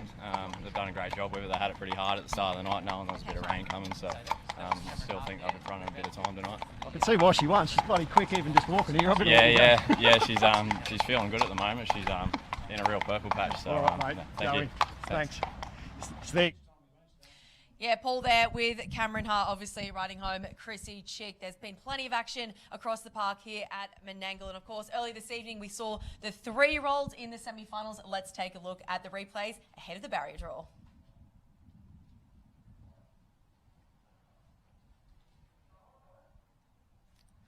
We will be getting that replay. We, of course, Barroom Banter was second in its semi-final tonight to Tishan Raider, who ran 150. Was a very impressive performance for Glenn McElhenney and Harry Martin. The qualifiers in that first semi-final were Tishan Raider, Barroom Banter running second, Brados Lad running third, Rocket Boy fourth, and Cashed Up running fifth in a time of 150. The second semi-final just marginally slower. Captain Crusader qualifying first in 150.6. Lyrical Genius running second. Pops Boy running third. Major Bracken in fourth, and Hell of a Memory completing the top five there. We are about to do a barrier draw for the 3-year-old Colts and Geldings semi-final. And, you know, we'll obviously...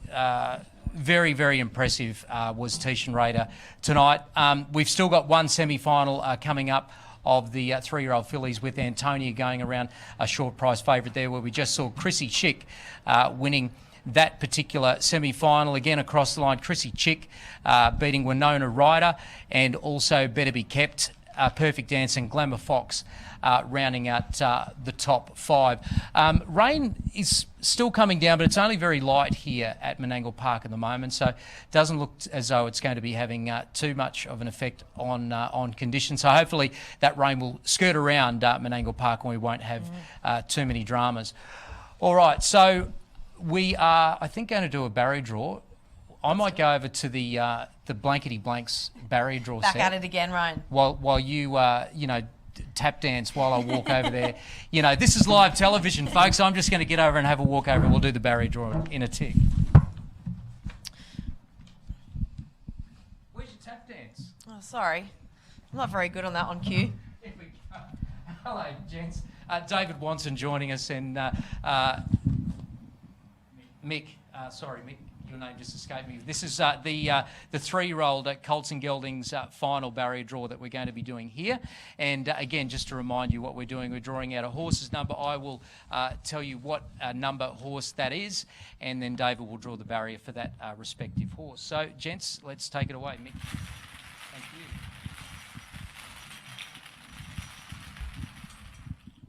Horse number 10. Horse number 10, which is... I didn't write down the numbers here. So horse number 10, 3, sorry, just bear with me here, which is Rocket Boy. Rocket Boy is barrier number 6. Barrier 6 for Rocket Boy.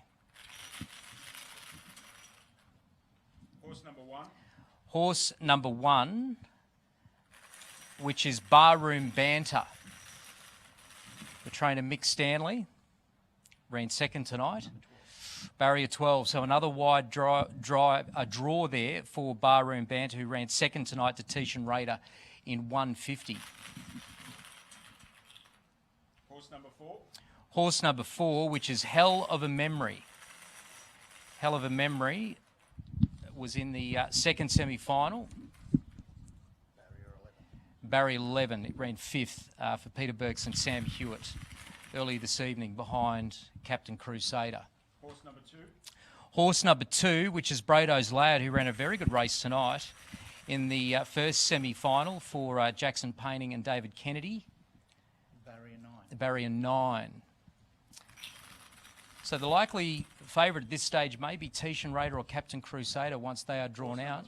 That is horse number 3, which is Captain Crusader.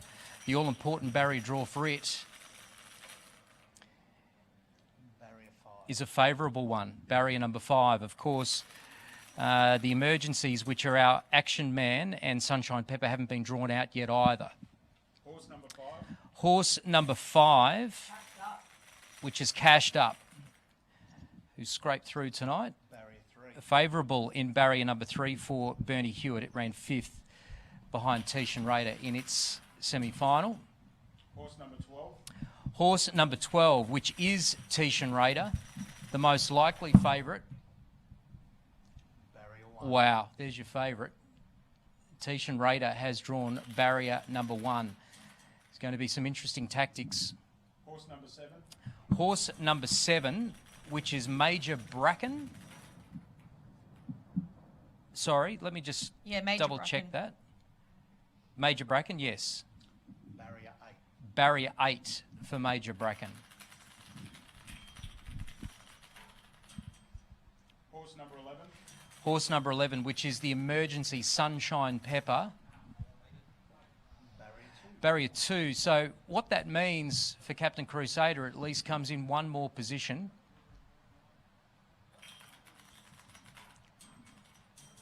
Horse number 9. Horse number 9, which is Pop's Boy. Barrier 4 for Pop's Boy. So Michael Formosa will be delighted with that.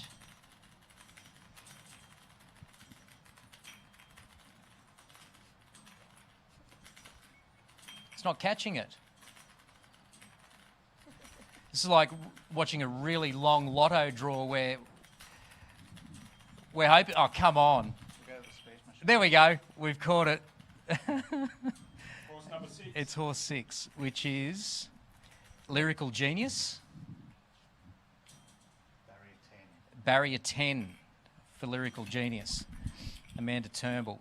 So by process of elimination, that means number 8, which is our Action Man, the Emergency, goes into barrier number 7. So Tishan Raider will be, you would think, a short price favourite from barrier number 1 for trainer Harry Martin and Glenn McElhenney.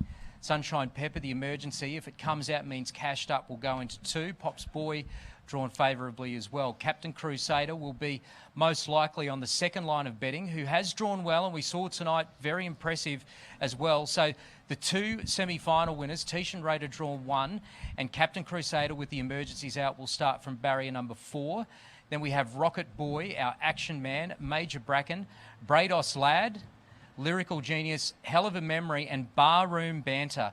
He's going to have to watch it all unfold inside of him from the widest on the arm with Tishan Raider and Captain Crusader drawn better. So Barroom Banter, who certainly was going to be in the market, has fared pretty poorly in the barrier draw, Eloise, whereas Tishan Raider and Captain Crusader have done very, very well. Yeah, certainly have. That's ideal for Tishan Raider. You'd have to say she will firm up in the market as the favourite heading into that one. And as we stand by, and we're not too far away from heading into this last semi-final of the 3-year-old fillies here at Menangle Park, it is absolutely coming down cats and dogs out there, Ryan. Certainly very, very wet as it teams down outside. Yeah, it's actually having an effect with a bit of electrical equipment as well. And I'm actually just looking behind me with the row of stables that some lighting has gone out as well. So this... could be a concern with regards to running on time for this next particular race. Stewards, as I mentioned before, it's always safety first. We have heard a bit of thunder, and you know, that could potentially mean that there's lightning out there as well. I don't know. We can't see from the studio. But at the moment, we're scheduled to go in 13 minutes. We'll wait and see how it all unfolds. Of course, there are no drivers milling at the moment. We are 13 minutes away from the start. They normally start moving out soon. So I just wonder whether we could potentially be seeing a little bit of a delay here at the moment. But once we get any information on what this weather is doing and how it could potentially affect racing, we'll see how it goes. So we'll get you guys to keep the stewards you know, informed of what we're doing, whether we're going to have a delay with this next race here at Harold Park. But we just saw a very impressive performance in the first of the semi-finals with Chrissy Schick winning for Jason Grimson, trainer, and Cameron Hart, driver. Yeah, it certainly did. I'm pleased to say Cameron Hart is alongside us in studio. Cameron, how was it out there? It's pretty wet. Yeah, pretty wet. It's just coming down a bit harder now. It wasn't too bad. It was a bit of a shower, but it's quite torrential now. So track's good. They kept it quite hard, like early on when the rain wasn't here, knowing it was coming. So hopefully that'll be all right. It's just a bit of lightning and that. So see what the stewards have to say. Great drive, Cameron, because I guess a lot of people were thinking, well, Chrissy Schick, she's the best horse in the race. You're going to probably find the lead. It just depends on how much you burn. But you were, I guess, you know, really masterful in the way you were able to get into that running line and just conserve the energy, because she was just travelling in the run, wasn't she? Yeah, it just worked out perfect. You know, on paper, I thought I'd probably slide forward and find the front. But, you know, when there was a bit of speed there and I was able to get across and just get a nice little sit there, worked out perfect. She's really versatile filly, so she can lead or trail. So, yeah, it was great. 152.3. She went just ever so slightly faster in her heat. But did you feel that there was a bit up your sleeve? Yeah, for sure. I didn't pull the plugs on her, so she was pretty comfortable on the line, and I think she can go probably 50, 51 on a good day. So yeah, she was really impressive. You of course also had tonight higher voltage earlier in this evening on the program. How did you see that one out? Didn't go quite to plan? Yeah, he's just a bit of a funny horse. He's not a great chaser. He likes to get in front and sort of get out on his own and roll. He can run those 50 miles, but he just struggles probably to chase him. You know, Rick just gapped me out on the corner, and I just couldn't peg him back, and he just sort of had enough the last 100. So he can be a little bit hit and miss. He is a talented horse, but the barrier draw probably played against us tonight. So you didn't see earlier, but we had the barrier draws for the 2-year-old Colts and geldings, and also the fillies. We were good to you in one sense and not so good to you in another. Let's start with the good firstly, with Madrid. You're obviously delighted with the draw. Yeah, for sure. Jared just let me know what they drew then. So yeah, she's got great gate speed, so the one will suit her down to the ground, and I was really happy with her semi-final, and she's a quality filly, so the draw's going to play a big hand in her chances. And what about the boys? It's been documented that you would probably lean to My Ultimate Byron. I guess his form you wouldn't blame you. Ronnie's drawn inside of him, so will you stick with My Ultimate Byron firstly in the final? Yeah, I'll stick with him. He's you know, he just gives me a different feel when I drive him. Ronnie's been super impressive as well his last couple of starts, but just all throughout the season he just gives me a lot of confidence when I'm driving him, Byron. So I'm not worried about the outside barrier. I think it'll suit him. He's a big rangy horse, so he can get a bit more speed up from out wide, and he's a quick beginner. Yeah, so what do you do? Because you know what Smoltese is going to do. We just know that he's a jump and run sort of a horse, isn't he? Do you let Smoltese do what he wants to do and you just stalk him? How do you play it? Yeah, I think with my guy's gate speed, we're probably a fair chance of getting across him early. Okay. From that barrier. I know Brian's horse has just been putting a few little rough ones in early, and he's just been having to sort of balance him up. So, you know, my guy's come out of the gate quite quick previously from wide barriers. So I think the first 100 you've got to come out and just assess the situation from there, I guess. Yeah.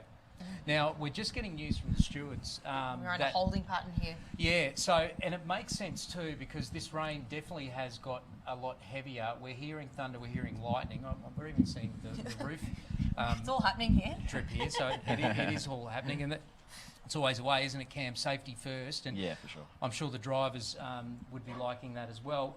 What do you make of it, though, that obviously your semi-final has now been run with Chrissy Chick, and now the others have got to go out there, Antonia, on probably a bit of a sloppier surface. Yeah. I know they won't care about times that they've got to run. They've just got to qualify. But what do you make of those conditions? Yeah, it'll be a little bit harder for them. They're probably not going to quite go the 52 mile, I'd say. And probably looking at this race, there might not be a lot of pressure there with Antonia probably going to dominate on the front end and probably zip a quarter. So I don't think the weather will play too much into her hands. Yeah. Can I just ask, Cameron, just looking at the New South Wales Breeders' Challenge in general overall, I mean, it really has been quite an exciting series right back from September all the way through to the business end that we are at tonight and obviously to next weekend. How have you seen this Breeders' Series Challenge? I mean, we've unearthed some of the greatest 2- and 3-year-olds that we've ever seen in the history of this series. Yeah, for sure. It's been such a strong series, and a lot of quality horses getting around this year. You know, a lot of the years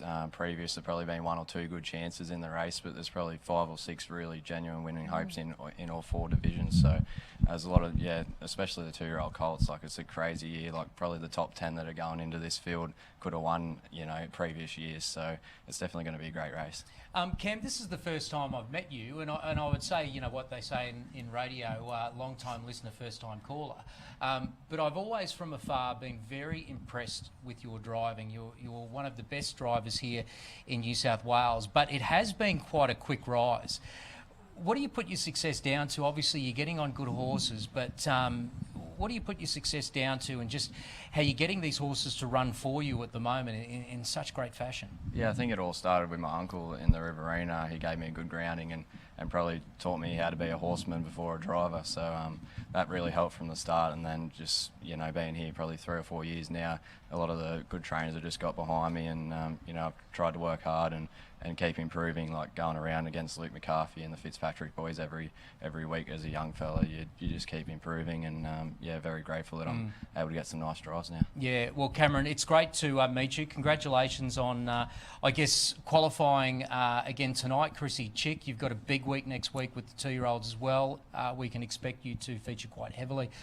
Even though we are in a holding pattern, I know you're going to be a busy man tonight with a few more drives, so we'll let you go. So thanks for joining us. No worries, thank you. Cameron Hart there, of course, the driver of Chrissy Chick, and what a driver he is. He's having an incredible season at the moment. So as I mentioned, we're just a bit of a delay just with the concern with the rain, and also there is a little bit of lightning about at the moment. But Bernie Hewitt, of course, he's already qualified a couple with Cashed Up into the final next week, and he's still got a good chance to come. Yeah, he certainly does, out there from Bathurst. And Ryan, you actually caught up with Bernie Hewitt early this evening.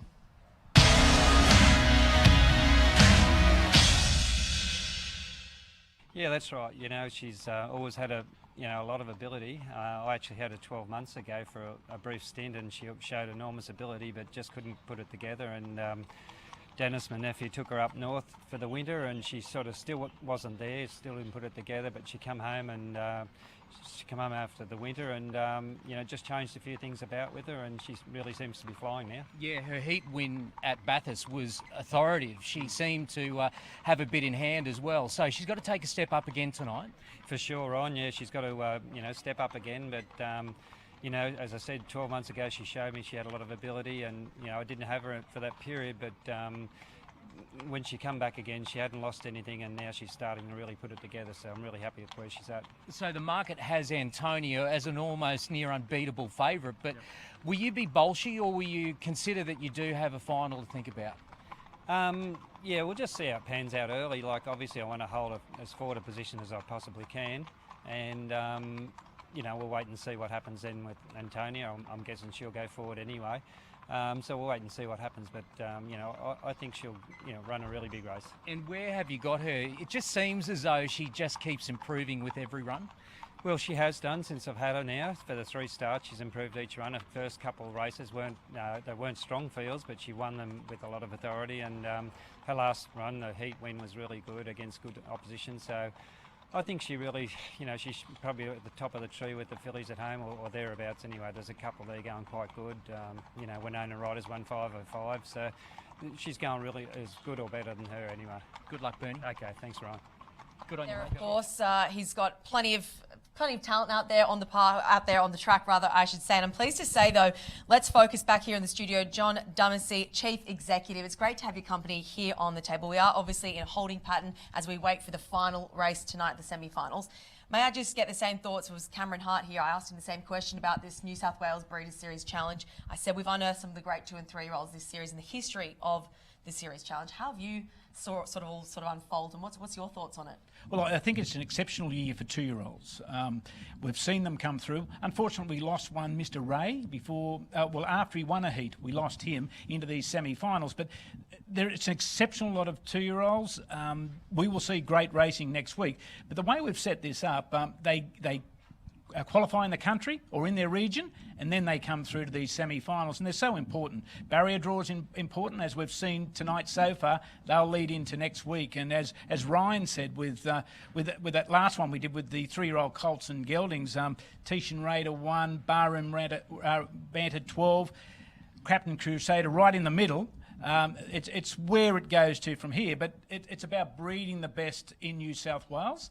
And what's really good, they're $150,000 finals. That's the best anywhere in Australia. So we're providing it, and the horses are there, and the breeders and the owners and the trainers and the drivers, they're doing everything for us to make it the series it is. Yeah, and John, what I love when you see what the various camps that have qualified tonight, it's not just the metropolitan horses that are qualifying here, the ones that are winning the Menangle heats and the like. We've seen a lot of horses from Bathurst and also the Hunter qualifying as well, because that's the beauty of this region, that, all parts of New South Wales are covered. I want to ask you as an administrator, we know racing's been one of the great survivors through COVID, but a series like this and how it's been able to continue to I guess, unfold the way you would hope in COVID times, how much of a challenge has that actually been? Well, it was a challenge last year when COVID hit. and we're just about to start the Breeders' Challenge. What COVID actually gave us was a new way to run this series, regionalise it well and truly, and take it out there to the country. So it was very successful last year. I might say on final night, the rain was horrendous towards the end. So whatever's happening here tonight, I hope it's tonight and not next week. So. But that gave us then, and then we went out to the participants and we said, well, did that work? How can we improve it? They gave us the feedback and we've continued on. What also helps in this respect, we were postponed last year to later in the year, but in the interim, we changed the racing season. Racing season used to start on the 1st of September. It now, as from this year, 2021, started on the 1st of January. So all these things married together to give us what we've got now. Yeah, and of course, as far as just keeping with the COVID theme, even though we're able to welcome participants in New South Wales as we would like, the key is that November 1 date. So what does that mean, obviously, for the big races to come like the Inter-Dominion, and is it just game on from that point on? Well, it will be game on. It should open up the border from Victoria, where so many horses are. There's a lot of trotters in Victoria, which we'll need for the Trotters Championship. And, of course, they've got some very good paces. The New Zealanders will be able to come across as well. Western Australia's a little bit doubtful, of course, but it's not about coming in. It's about going back. Queenslanders certainly will be able to come in. It will work. We're so fortunate that the Inter-Dominion is actually on when it's on, at the end of November right through to the middle of December. So we're fortunate in that respect. COVID, as when the racing industry was given that licence to regulate itself, we are self-regulated, but to really regulate ourselves with COVID, the participants, the administrators of all the clubs and what have you, have done a marvellous job to keep us racing all the way through. John, I'm obviously very excited about the Inter-Dominion. It's always the showpiece of this great sport of harness racing. What is particularly exciting this year is the way you've structured this series. I'm a big fan of variables in the Inter-Dominion and the fact that, it really is a true test of a horse's stamina, having to back up and how they recover and the like. But I love the ingredient that you've taken this series this year to different tracks. Just talk about the thinking behind that, and that we're not just focusing it here at Menangle Park. No, certainly not, but we have to go back to 2002. The president at the time was, or the chairman of the club then, was Tony McGrath. He looked at it and said, well, it's the second round of heats that is causing us a bother because it's all at Harold Park. So he, Peter Volandis, myself, we got together and we took that one to Newcastle as the second round. Worked so well. Big crowd went there. After that, all the other states basically followed us where they could. And now we've gone the one step further. Victoria did a great job in 2018 and took it to different tracks. We're going to Newcastle and Bathurst. We're taking the best horses to all the enthusiasts we have in the country. And we have so many. It's a sport that's steeped in the traditions of these smaller clubs that really put on the show week in, week out, the smaller clubs and trainers that really come in and give us these horses that come here tonight for these Breeders' Challenge races. Yeah, little Birdie tells me you've got some exciting announcements this week too. Yes, on Tuesday in the gig, we'll announce our partnership, who our partner is, and when I say our partner, that's Club Menangle. That's Harness Racing New South Wales, and of course junior partners, let me say, and not to be diminished at all, the Newcastle Club and the Bathurst Club. So we'll do that on Tuesday. We've got some really exciting things to announce there. You never know, you might be part of that, Ryan. So I'm putting my best foot forward. I haven't sat behind a microphone in harness racing for well over 20 years, but I'm bloody excited to be here tonight, John, and I think the sport is going great, largely because of administrators like you, and it's great to be back and being a participant. So, hey, I'd love the call up. It's an exciting time for harness racing. John, it's always great to talk to you, particularly when there's a rain delay and I need to fill about 5 minutes of time. We've managed to do it here this evening. Not short of anything and no conversation. We've got plenty to talk about. But thank you so much for your time tonight, John. Obviously, there is so much to look forward to in harness racing. And as Ryan said, the sport is in great hands. So thanks so much for your company. Good news, I'm seeing horses, so that means we're playing on here. Let's get some more news from Paul Cochrane. Ryan, you know what? I thought my years of covering rain delays finished when I stopped reporting on cricket, but here we are at the harness racing. We're dealing with it again, but I'll tell you what, some great news. The stewards walked past me before and said, get them out there. We want to get started and get them out there quick because the rain has pretty much stopped. It's, you know, I'm not standing here with an umbrella, Fields, or am I? So the horses are starting to come out, and that's great news because we have been looking forward to this semi-final so much. Of course, Antonia goes round in this one. The track, all reports are, is playing beautifully. Nothing to worry about with the track. It was simply what was falling from the sky and what was crackling around us. That's done. So it's business as usual, and we actually haven't lost a great deal of time, to be honest. So let's see if we can. Here's Luke McCarthy on the favourite, actually. Luke, we were just saying, this only happens in cricket, doesn't it? But now it's happening in harness racing. Tell us about Antonia. What's this delay do and the conditions? Look, she looks pretty relaxed, Paul. You know, she seems well. The track looks pretty good, so just that lightning was the issue, but hopefully we all get around safe and she goes well. All right, go well. Certainly a vote of confidence there from the one of the best reinsmen in the business on the favourite, Ryan and Eloise. As I said, the track is perfect. Obviously, it makes a little bit of noise, a little bit of slush as they go out, but there's actually not that much water laying on the ground, testament to how good this track is and the conditions that we're dealing with here. So horses are going to start filing by. I can see Thorny, who was on the set before, obviously he's got the weight of the world on his shoulders now with a very, very short price odds on favourite going around in this one. Antonia's going to be really hard to beat, I would have thought, but hey, who knows what the conditions are going to do. You know, and the market certainly suggests that Antonia's the one to beat, doesn't it? Yeah, she certainly is the favourite, Paul. In fact, she's firm. She was $1.35 now into $1.25.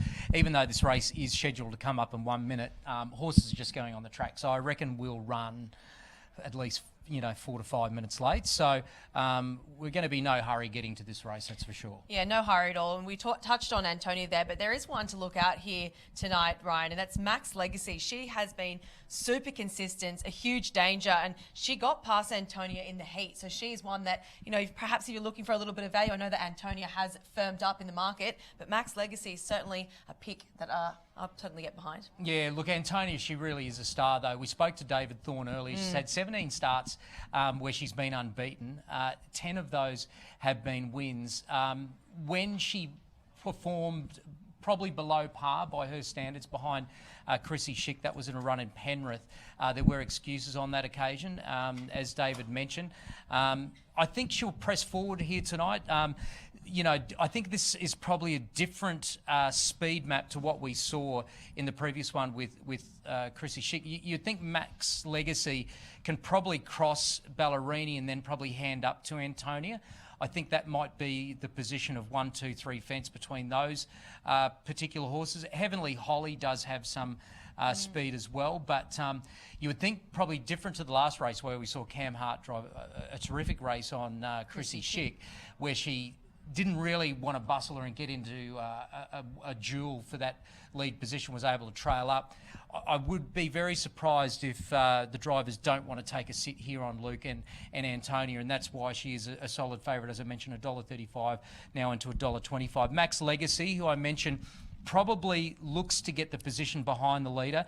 Market reflects that is going to be the case. $5.50 fixed odds on TAB into $4.60. So they've been the two strongest runners, whereas Ballerini, who, look, for me, she was the interesting horse in this race because I just love the progression that she has made since the Brisbane Winter, where she's won 3 in a row. And as I spoke with Bernie Hewitt about earlier, you just love those horses that just keep taking the next step. And she's going to have to take the next step again tonight to be up there with Antonia. But the market suggests that Ballerini maybe is a place chance at best, $5 out to $8.50. Good cheddar this, 34 out to 51. In fact, everything else in the market is really drifting. So at the moment, the punters really only want Antonia. The only one they're giving much of a chance to possibly cause a small of an upset is Max Legacy, but that's only a very small one. If you're wondering why, and you've just joined us, that we aren't going on time, there was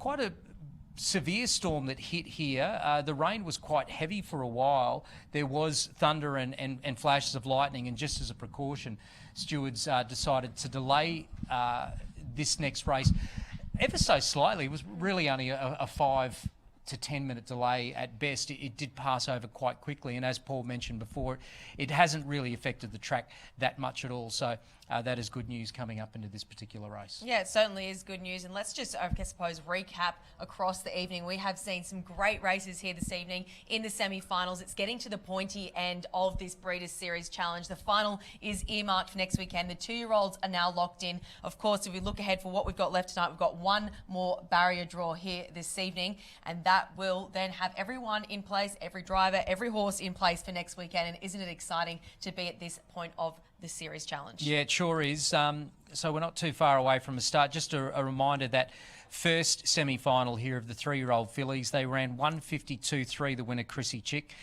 for Jason Grimson and Cameron Hart. The other qualifiers through, and we will do a barrier draw shortly, were Winona Ryder, Better Be Kept, A Perfect Dance and Glamour Fox. Who will go through next?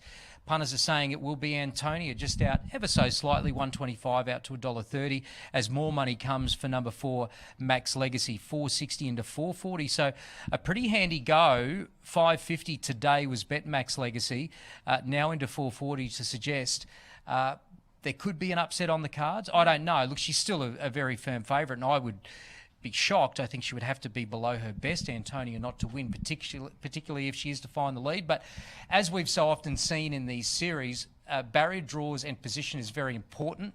Lead, behind the leader, and 3 the fence seem to be the key positions to get in, particularly when they're running time, which Antonia will do if she's able to lead. And that's maybe what the market is saying that the map will be. Max Legacy will cross Ballerini, and Max Legacy will then hand up to Antonia. So we'll see what happens. It's about to get underway. This is the semi-final 2 of the New South Wales Breeders' Challenge for the 3-year-old fillies. Our favourite is Antonia. Let's join Fred Hastings. Runners are about Luke McCarthy aboard tonight. Of course, her regular driver Jack Trainer sidelined, but should she hopefully qualify for next weekend's Group 1 final, he will be back aboard. But not a bad replacement in Luke McCarthy, is it, Freddie? So we're about to see them get organised.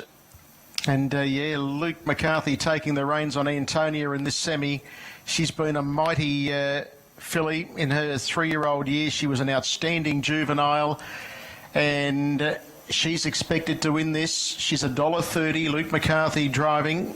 Of course, Jack Trainer, her regular driver, he no doubt will be back on her, all things being equal, next Saturday night. What a night next Saturday promises to be. 5 Group 1s, huge night. The rain just very much eased right off now. Storms are all around the area, and we're just about set. We're ready to go. Green light. They're racing now. And getting away well towards the outside was Antonia. Okay in the centre there was Head Turner, and up on the inside is Ballerini. But Antonia with superior speed gets across to lead now. It's Antonia leading the way. In second, Posse was Ballerini, and they were being followed back in third spot by Max Legacy. They were followed up on the outside, Head Turner, and then came Artie's Dime as they worked past the 1,200 metres. Miss Lemon's back on the inside.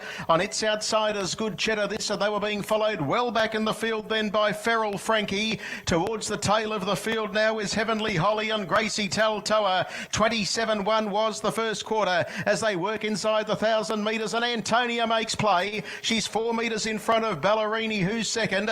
Third spot, Max Legacy, so the faves are 1, 2, 3 down the back straight. Head Turner without cover. Back on the inside next of all is Artie's Dime, and it's now joined by Good Cheddar, this with 1-1 cover. Miss Lemon's on the inside of Heavenly Holly, and the last pair are Gracie Taltoa and Feral Frankie. 30 and 8 the second split.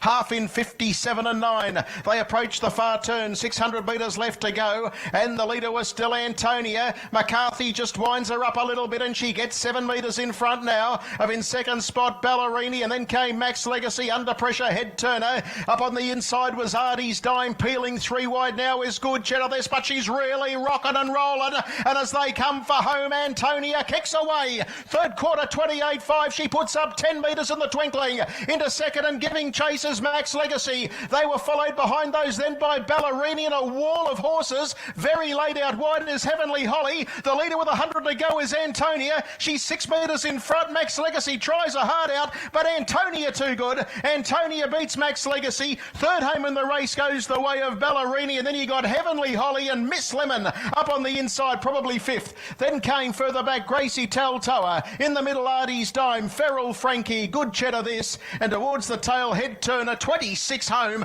152.6, and Antonia too good. That's more like it from Antonia. 130.104 rips up the straight in 26 on a rain-affected track, defeating Max Legacy and Ballerini. Let's head out to Geelong for race number 6. It's the Trotters standing start over the 25-70 metres, the Trotters Cup. Aldebaran Tess off 20 metres. She is your current favourite, but Matt Craven looks to have a good hand with the top two in betting.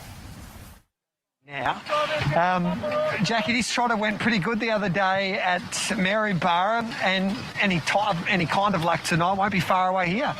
Yeah, I think he'll go well. Before the race, Antonia, Max Legacy. Great to see there. Heavenly Holly for Michael Formosa also qualifying for the final. He'll certainly be happy with that. She's in career best and she's won 9 of 29 starts, and now that's 10 of 30 starts. But it's all about Antonia. That is exactly what David Thorne would have wanted from her. Well, the speed map worked out as we predicted, that no one would want to get into a speed duel with Luke McCarthy and Antonia, and that's precisely the way it played out off the arm, finding the front with Ballerini actually holding second position behind the leader, and Max Legacy 3 fence, and they really gapped the rest.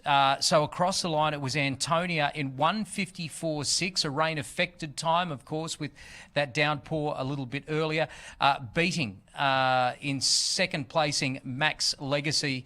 A very good run for Jack Callaghan and Cameron Ross, and third position across the line going to Ballerini. Heavenly Holly, Michael Formosa qualifying another runner tonight. He had Pop's Boy in the semi-final, and in fifth position across the line was Miss Lemon. So good to see Amanda Turnbull qualifying another runner there as well. Let's go to a replay and Fred Hastings' call. They're racing now. And getting away well towards the outside was Antonia. Okay in the centre there was Head Turner, and up on the inside is Ballerini, but Antonia with superior speed gets across to lead now. It's Antonia leading the way. In second posse was Ballerini, and they were being followed back in third spot by Max Legacy. They were followed up on the outside, Head Turner, and then came Artie's Dime as they worked past the 1,200 metres. Miss Lemon's back on the inside. On its outside is Good Cheddar this, and they were being followed well back in the field then by Feral Frankie. Towards the tail of the field now is Heavenly Holly and Gracie Taltoa. 27.1 was the first quarter as they work inside the 1,000 metres, and Antonia makes play. She's 4 metres in front of Ballerini, who's second. Third spot, Max Legacy, so the faves are 1, 2, 3 down the back straight. Head Turner without cover. Back on the inside next of all is Artie's Dime, and it's now joined by Good Cheddar this with 1-1 cover. Miss Lemon's on the inside of Heavenly Holly, and the last pair are Gracie Taltoa and Feral Frankie. 30 and 8 the second split.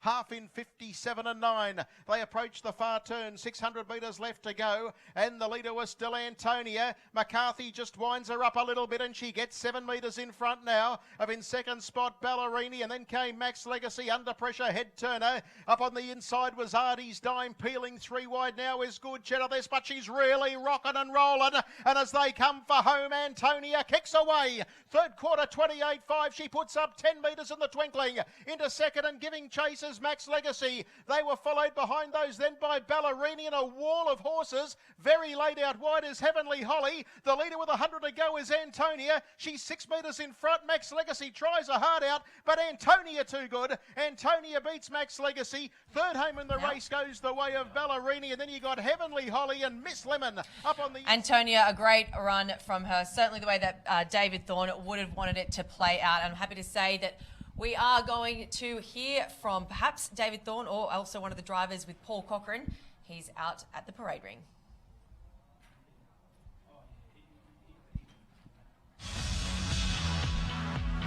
About to peak, Gracie Taltoa, nothing but game. About to peak though with a big kick. It's kicking underneath the 50. They hit the line.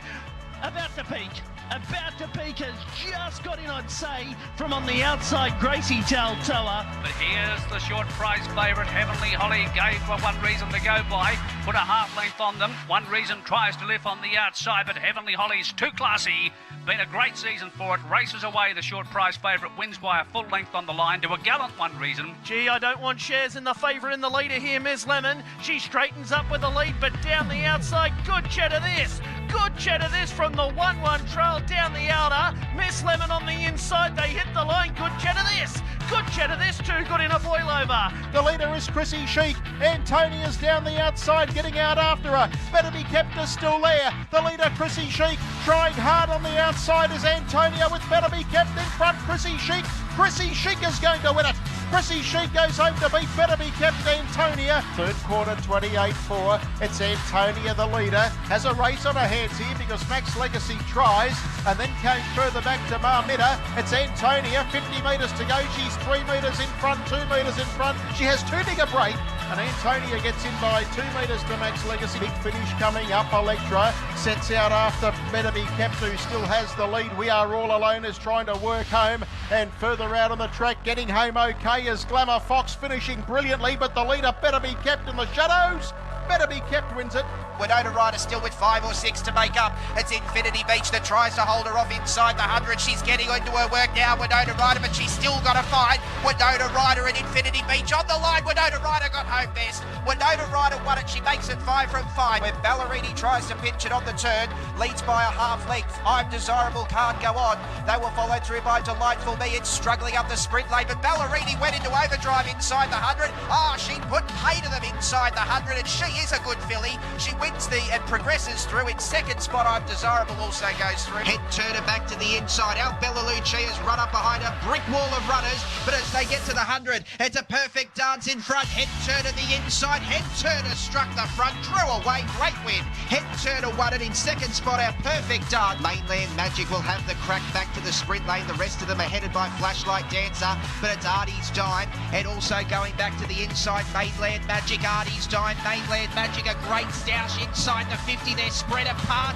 Artie's Dime. She's a blue chip trying hard, but Stelina descends on the pair, and Stelina 100 metres out, dashed away, sprinted clear, and Stelina comes on to win the heat of the Breeders' Challenge. Stelina first, Feral Frankie got up for second. Okay, let's quickly go out to Paul Cochrane. He's with Luke McCarthy.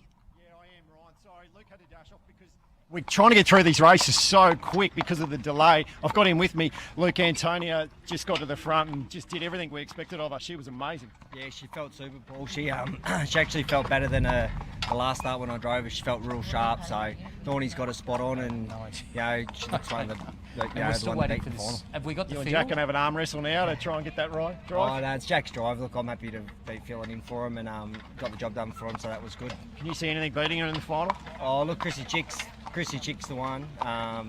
It's out off the semis. It's out of Chrissy Chick and Antonia. All right, you got a handful there ahead of this Group 3 that's coming up. Fantastic night out here. I think we've got to applaud the staff here at Menangle and, of course, the stewards for getting this program gaining momentum through this storm, Ryan and Eloise. It's done really well. The track played beautifully through that last semi-final that we saw, and the drivers are talking highly of it. So, testament to the great conditions here at Menangle. Paul, and we also need to say a big thank you to the participants. Like as you see there, Luke McCarthy's literally come straight off that horse Antonia. He's got straight onto Ferry Tinkerbell, who's in the ladyship coming up, and he's still gracious enough with his time to stop and talk to Paul about that previous race. So the participants, a big thank you to them and their willingness to help us out tonight in what is a new venture that we're trying to bring to you courtesy of Harness Racing New South Wales through Facebook, Sky Active as well, and hopefully you're enjoying the coverage. It's not been without its teething problems, but this is what happens in live television, and we're loving bringing it to you. We're trying to be innovative in Harness Racing New South Wales. There's some exciting times ahead, of course, with the Interminions just around the corner as well, and most notably the Breeders' Challenge Challenge finals next week. Yes, certainly, as the finals are all locked in. We've only got the 3-year-old fillies to have the barrier draw this evening, and that will round out the program here tonight. It's been an excellent night. We've had some barrier draws. Some have been lucky, some not so lucky, but that's what happens in harness racing. That's just the luck of it, isn't it, Ryan? Yeah, so we're just waiting on that field to come through. We're hopefully going to do this barrier draw. Well, we need to do this barrier draw before the next race at Menangle, which is in 6 minutes, because we need to hand over to our next coverage and sign off from this particular part of the evening. What I will point you to, that we do have a feature race here tonight, which is this next race, a Group 3 for the mares rather. And Fairy Tinkerbell for Luke McCarthy, who just won that previous race, is the favourite at the moment, 220 out to 230. The Stunning Nun for Cameron Hart, who we spoke to earlier, is the clear second pick at 250. BK Swire is at 360. Those three dominate the market at the moment, that race over a mile, and that's coming up in 6 minutes' time. So there's Fairy Tinkerbell, who had a terrific winter up there in Brisbane for Luke and Belinda McCarthy. She's in great form up there, and she's probably even come back better. She's been 2 wins from 3 starts since coming back to Menangle from that Brisbane campaign. So a deserving favourite at the moment. She is just holding on to favouritism. As I mentioned, she got as low as 215, now to 230. There has been good money for the Stunning Nun, 260 into 250, and BK Swire 380 into 360. As we saw there, that track's holding up all right, isn't it, after that rain? It was a pretty fast downpour, but it came fast and it came quick, so it is looks like it's all cleared out here at Menangle Park, and we can get on with the racing for the rest of the evening. Yes, now we're just trying to see, as I mentioned, how are we going with this barrier draw, gentlemen, because we are... Thank you, John. We are waiting for the fields, and just recapping before we get into that barrier draw, who has qualified for the final for the 3-year-old fillies. The first heat, which was won in very impressive fashion by Chrissy Schick in 152.3, beat Winona Ryder and also Better Be Kept, A Perfect Dance and Glamour Fox. Those 5 got through in the first semi-final. The second semi-final in 154.6, which we just saw, won by Antonia, defeated Max Legacy, Ballerini, Heavenly Holly and Miss Lemon got into the field as well for Amanda Turnbull. So they will be the 10 fillies that will be going around next week in the Rich final for the Breeders' Challenge for the 3-year-old fillies. Who have you liked out there tonight, Ryan, in the fillies? Well, look, I'm often led by the participants and their view on things, and I was interested to see that Luke McCarthy thought Chrissy Schick was the one to beat. I think form would probably suggest that. The fact that the two have met and Chrissy Schick has beaten Antonia, that, albeit with excuses at Penrith, you would think there would be a slight leaning with Chrissy Schick. But as we've so often seen, barrier draws are very important. Yes, certainly are very important. If you're drawn out wide, there's every chance you've got to get out fast and get across quick. That certainly has been the case for some of the races here this evening. Not too many upsets, might I add, here at Menangle Park this morning. It has really played out as the market has seen it here this evening. Yeah, absolutely. And we're just getting news that just with the delay, the rain delay and the sorting out of these fields, we will be doing the draw for the fillies after this race. So we're actually going to bring you this particular race, which is, I think, terrific. It's like an added bonus. It's great. Because it's the cherry on top, really. It's one of the feature races of the night, and I'm really looking forward to this. This is the Ladyship Stakes at Group 3 level, and that is your favourite Fairy Tinkerbell on screen. As I mentioned, she was terrific up in a Brisbane campaign, and since she's come back, she's gone 1-1-2. Look, she's got a bit of a tricky draw to contend with since she's come back and raced well. She's last start drew barrier 1, before that barrier 5, and before that barrier 10. But the one thing I can tell you about Fairy Tinkerbell, she can light up the gate. So I think Luke will be looking to lead on her. And then you've got the Stunning Nun, and it'll be interesting to see what Cameron Hart does. We know one thing about Cameron. He's a good driver that's adaptable. We saw that tonight with Chrissy Schick when everyone thought he was going to have to roll to the top and work, that he was able to get her into the firing line and conserve energy and just be way too strong. So it will be a battle of tactics. Those two certainly are the class on exposed form, Fairy Tinkerbell and the Stunning Nun. But there has been support for BK Swire as well, 480 into 460. It's coming off 2 wins. It's going for the picket fence here. She's I guess, meeting a stronger group of mares than she's been used to in recent time, but the market suggests she's going to run a good race. Those three are the clear top three in the market. Yeah, they certainly are the top three in the market, Ryan. It is worth noting as they do get ready for this race, the rain has returned. It is coming down quite as heavy as it was before, but it's certainly there and it's certainly around at the moment. Hopefully there won't be any rain delays ahead of this one. It looks like they're already out on the track and they're ready to go, but a little bit of wet weather here tonight. Yeah, look, the track holds up great here at Menangle Park. Yeah, the times might be a bit slower, but ultimately it's always a very safe racing surface. That will never be an issue for these participants. You can even sort of see, you know, their hooves aren't getting too deep into that granite there at all. So the surface is absolutely fine. It's not slippery. I mean, even though the mobile barrier pulls away and it does kick up a bit of moisture, a bit of wetness, it doesn't slip or slide around. So the surface is safe. The only consideration for stewards is if there is lightning around and whether that would affect the safety of the participants. It doesn't seem like that is the case at the moment, and the fact that we're a minute away from a start and these horses have completed their preliminaries, I would suggest will be okay to get underway for this one. And it's just a testament to this track that it can cop rain. We can still run good times and get racing underway with very little effect on the participants. Now, Fairy Tinkerbell, an easy favourite, 220 out to 240. The Stunning Nun, solid 260 out to 270, but the money has been for BKSY, 480 into 440. They are the main three in the market. A little bit of specking for Shanloo, 16 into $15, and to a lesser extent, Armour Naughty, $17 into $16. But this is one of the features tonight at Group 3 level. It is the Ladyship Stakes over the mile. Let's go to Fred Hastings for his call. Well, this rain is hosing down now. They're about to call them up. They'll get this race run, no doubt. But it is coming down. Race number 7. It's the Harness Breeders New South Wales 70th Anniversary Ladyship. Inside runner is Queen of Dance. Shanloo, Blaze Coops. Favourites are Fairy Tinkerbell, and the Stunning Nun has enjoyed some stunning late support. Starter about to get them organised. They're coming up. Group 3 in torrential rain. Absolutely hosing down now. Galloping in the early part of the score up, BKSY. BKSY in a gallop. Mobile comes towards the turn into the straight. BKSY is going to miss away badly. We're just about right. Group 3 for the night is green for go.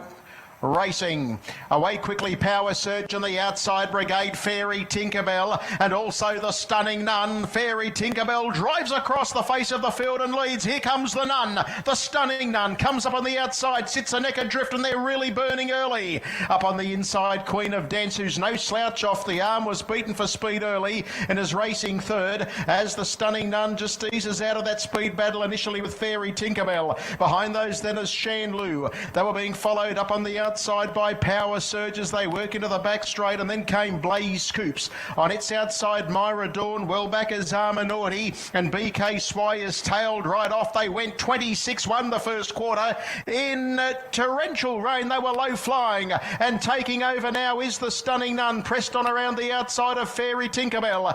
In third, Posse down the back straight, Queen of Dance, and they were being followed next of all by Power Surge without cover.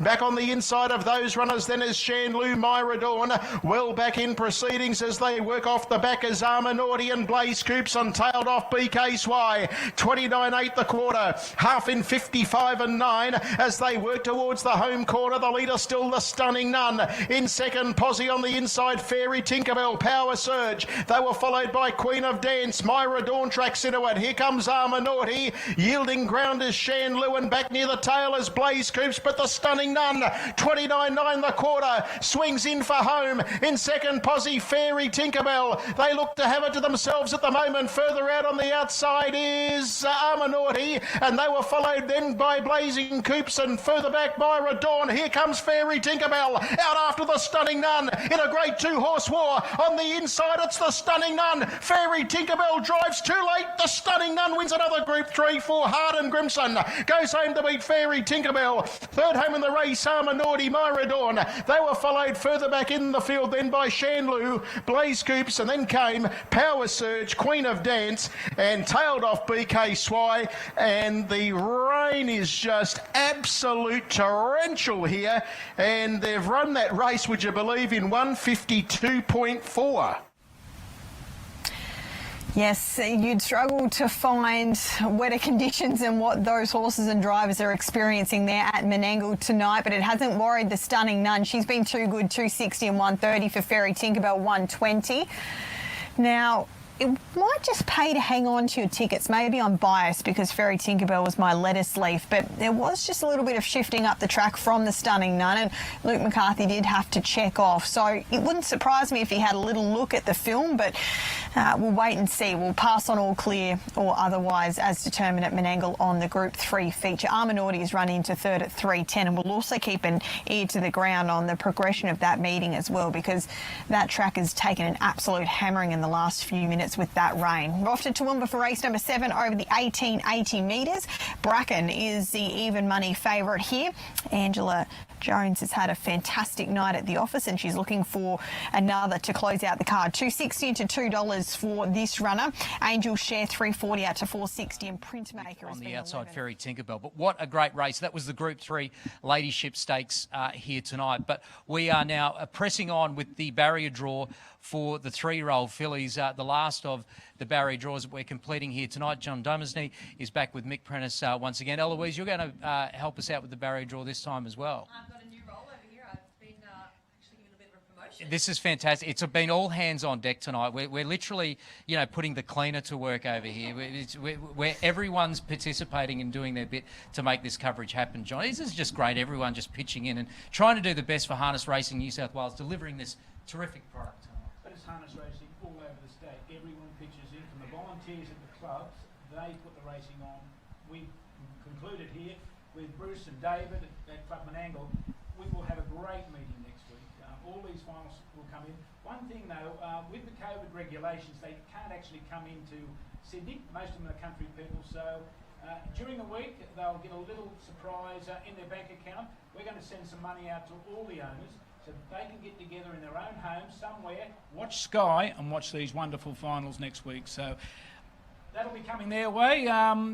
Bruce has pitched in and doubled the amount that I said. They've got plenty of money at Club Menangle, so it'll be a nice surprise. Terrific. There's not too many better words than a nice surprise in your little bank account, is there? That's terrific, John. All right, let's get underway. We've got the barrier draw for the 3-year-old filly. So once again, Mick's going to draw out a horse number, and I will say the name of that horse, and then John will draw the barrier draw. So let's take it away, shall we, Mick?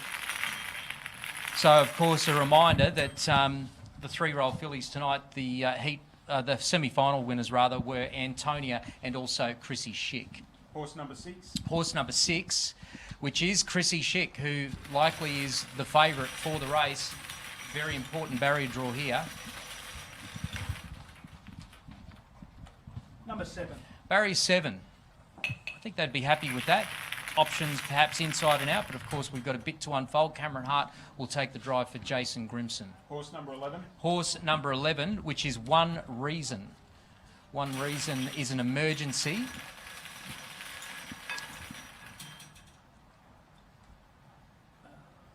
Yes, number 6. Number 6 for One Reason. So One Reason is the first emergency, it's worth noting.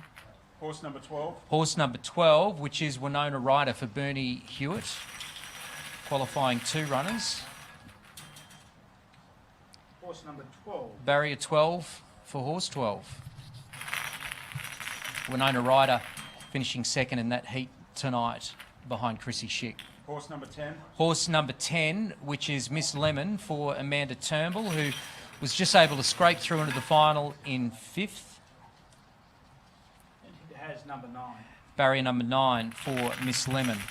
She was behind Antonia in the second semi-final there tonight. Horse number 8. Horse number 8, which is Heavenly Holly for Michael Formosa.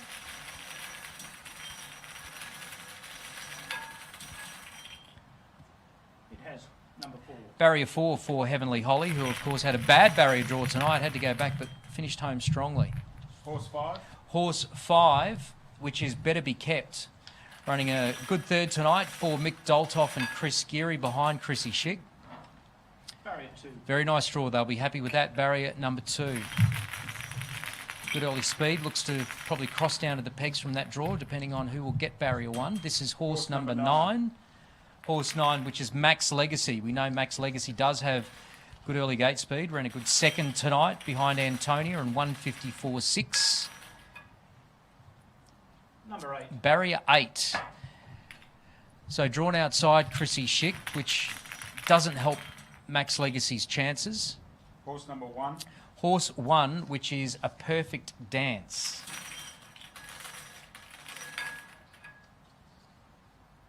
Number 11. A Perfect Dance for David Kennedy and Jackson Painting will be drawn on the outside, finished 4th tonight behind Chrissy Schick. Horse number 4. Horse number 4, which is Ballerini for Bernie Hewitt. He's got 2 runners qualified for the final next week for the 3-year-old fillies, along with Winona Ryder. Number 10. And has drawn barrier 10. So Bernie Hewitt not having a lot of luck with his 2 runners, drawing 10 and also 12 at the moment. Of course, 2 emergencies will be drawn inside. Horse number 7. Horse number 7, which is Glamour Fox, who scraped through for Ricky Ulchin in the first semi-final tonight. Number 1. Has drawn barrier number 1, which is terrific for connections. There to hopefully get some prize money with that horse, who will be one of the outsiders, it's fair to say, Glamour Fox. Horse number 2. Horse number 2, which is Antonia. Will it be 3 or 5? 3. It is barrier 3. Well, that makes things very, very interesting, doesn't it? Antonia drawn inside of Chrissy Schick. That will be a speed duel. Horse number 3. And that means the last runner, which is Artie's Dime, second emergency, draws barrier number 5. So that means Chrissy Schick comes in a little bit further. So there is your barrier draw for the New South Wales Breeders Challenge Series for the 3-year-old fillies. It's been intriguing, hasn't it, to see how some of these are unfolded tonight. You would suggest that looking at that, does Antonia start favourite over Chrissy Schick? You know, I won't have a guess because there's people smarter than me that will make up those markets. But what it does mean, it's going to be another terrific final, which we'll see here next week, John. And really the barrier draws have played out great, intriguing racing here next week in the Breeders' Finals. Absolutely. The barrier draws are all important. For those that didn't draw so well, just think the price might be a little bit longer. And this track, you can come from behind down that long straight and be victorious. So we'll wait and see what happens. And with the rain tonight, we've seen how well this track holds up with running times as well. So it's been a terrific night here at Menangle Park for the Breeders' Challenge finals.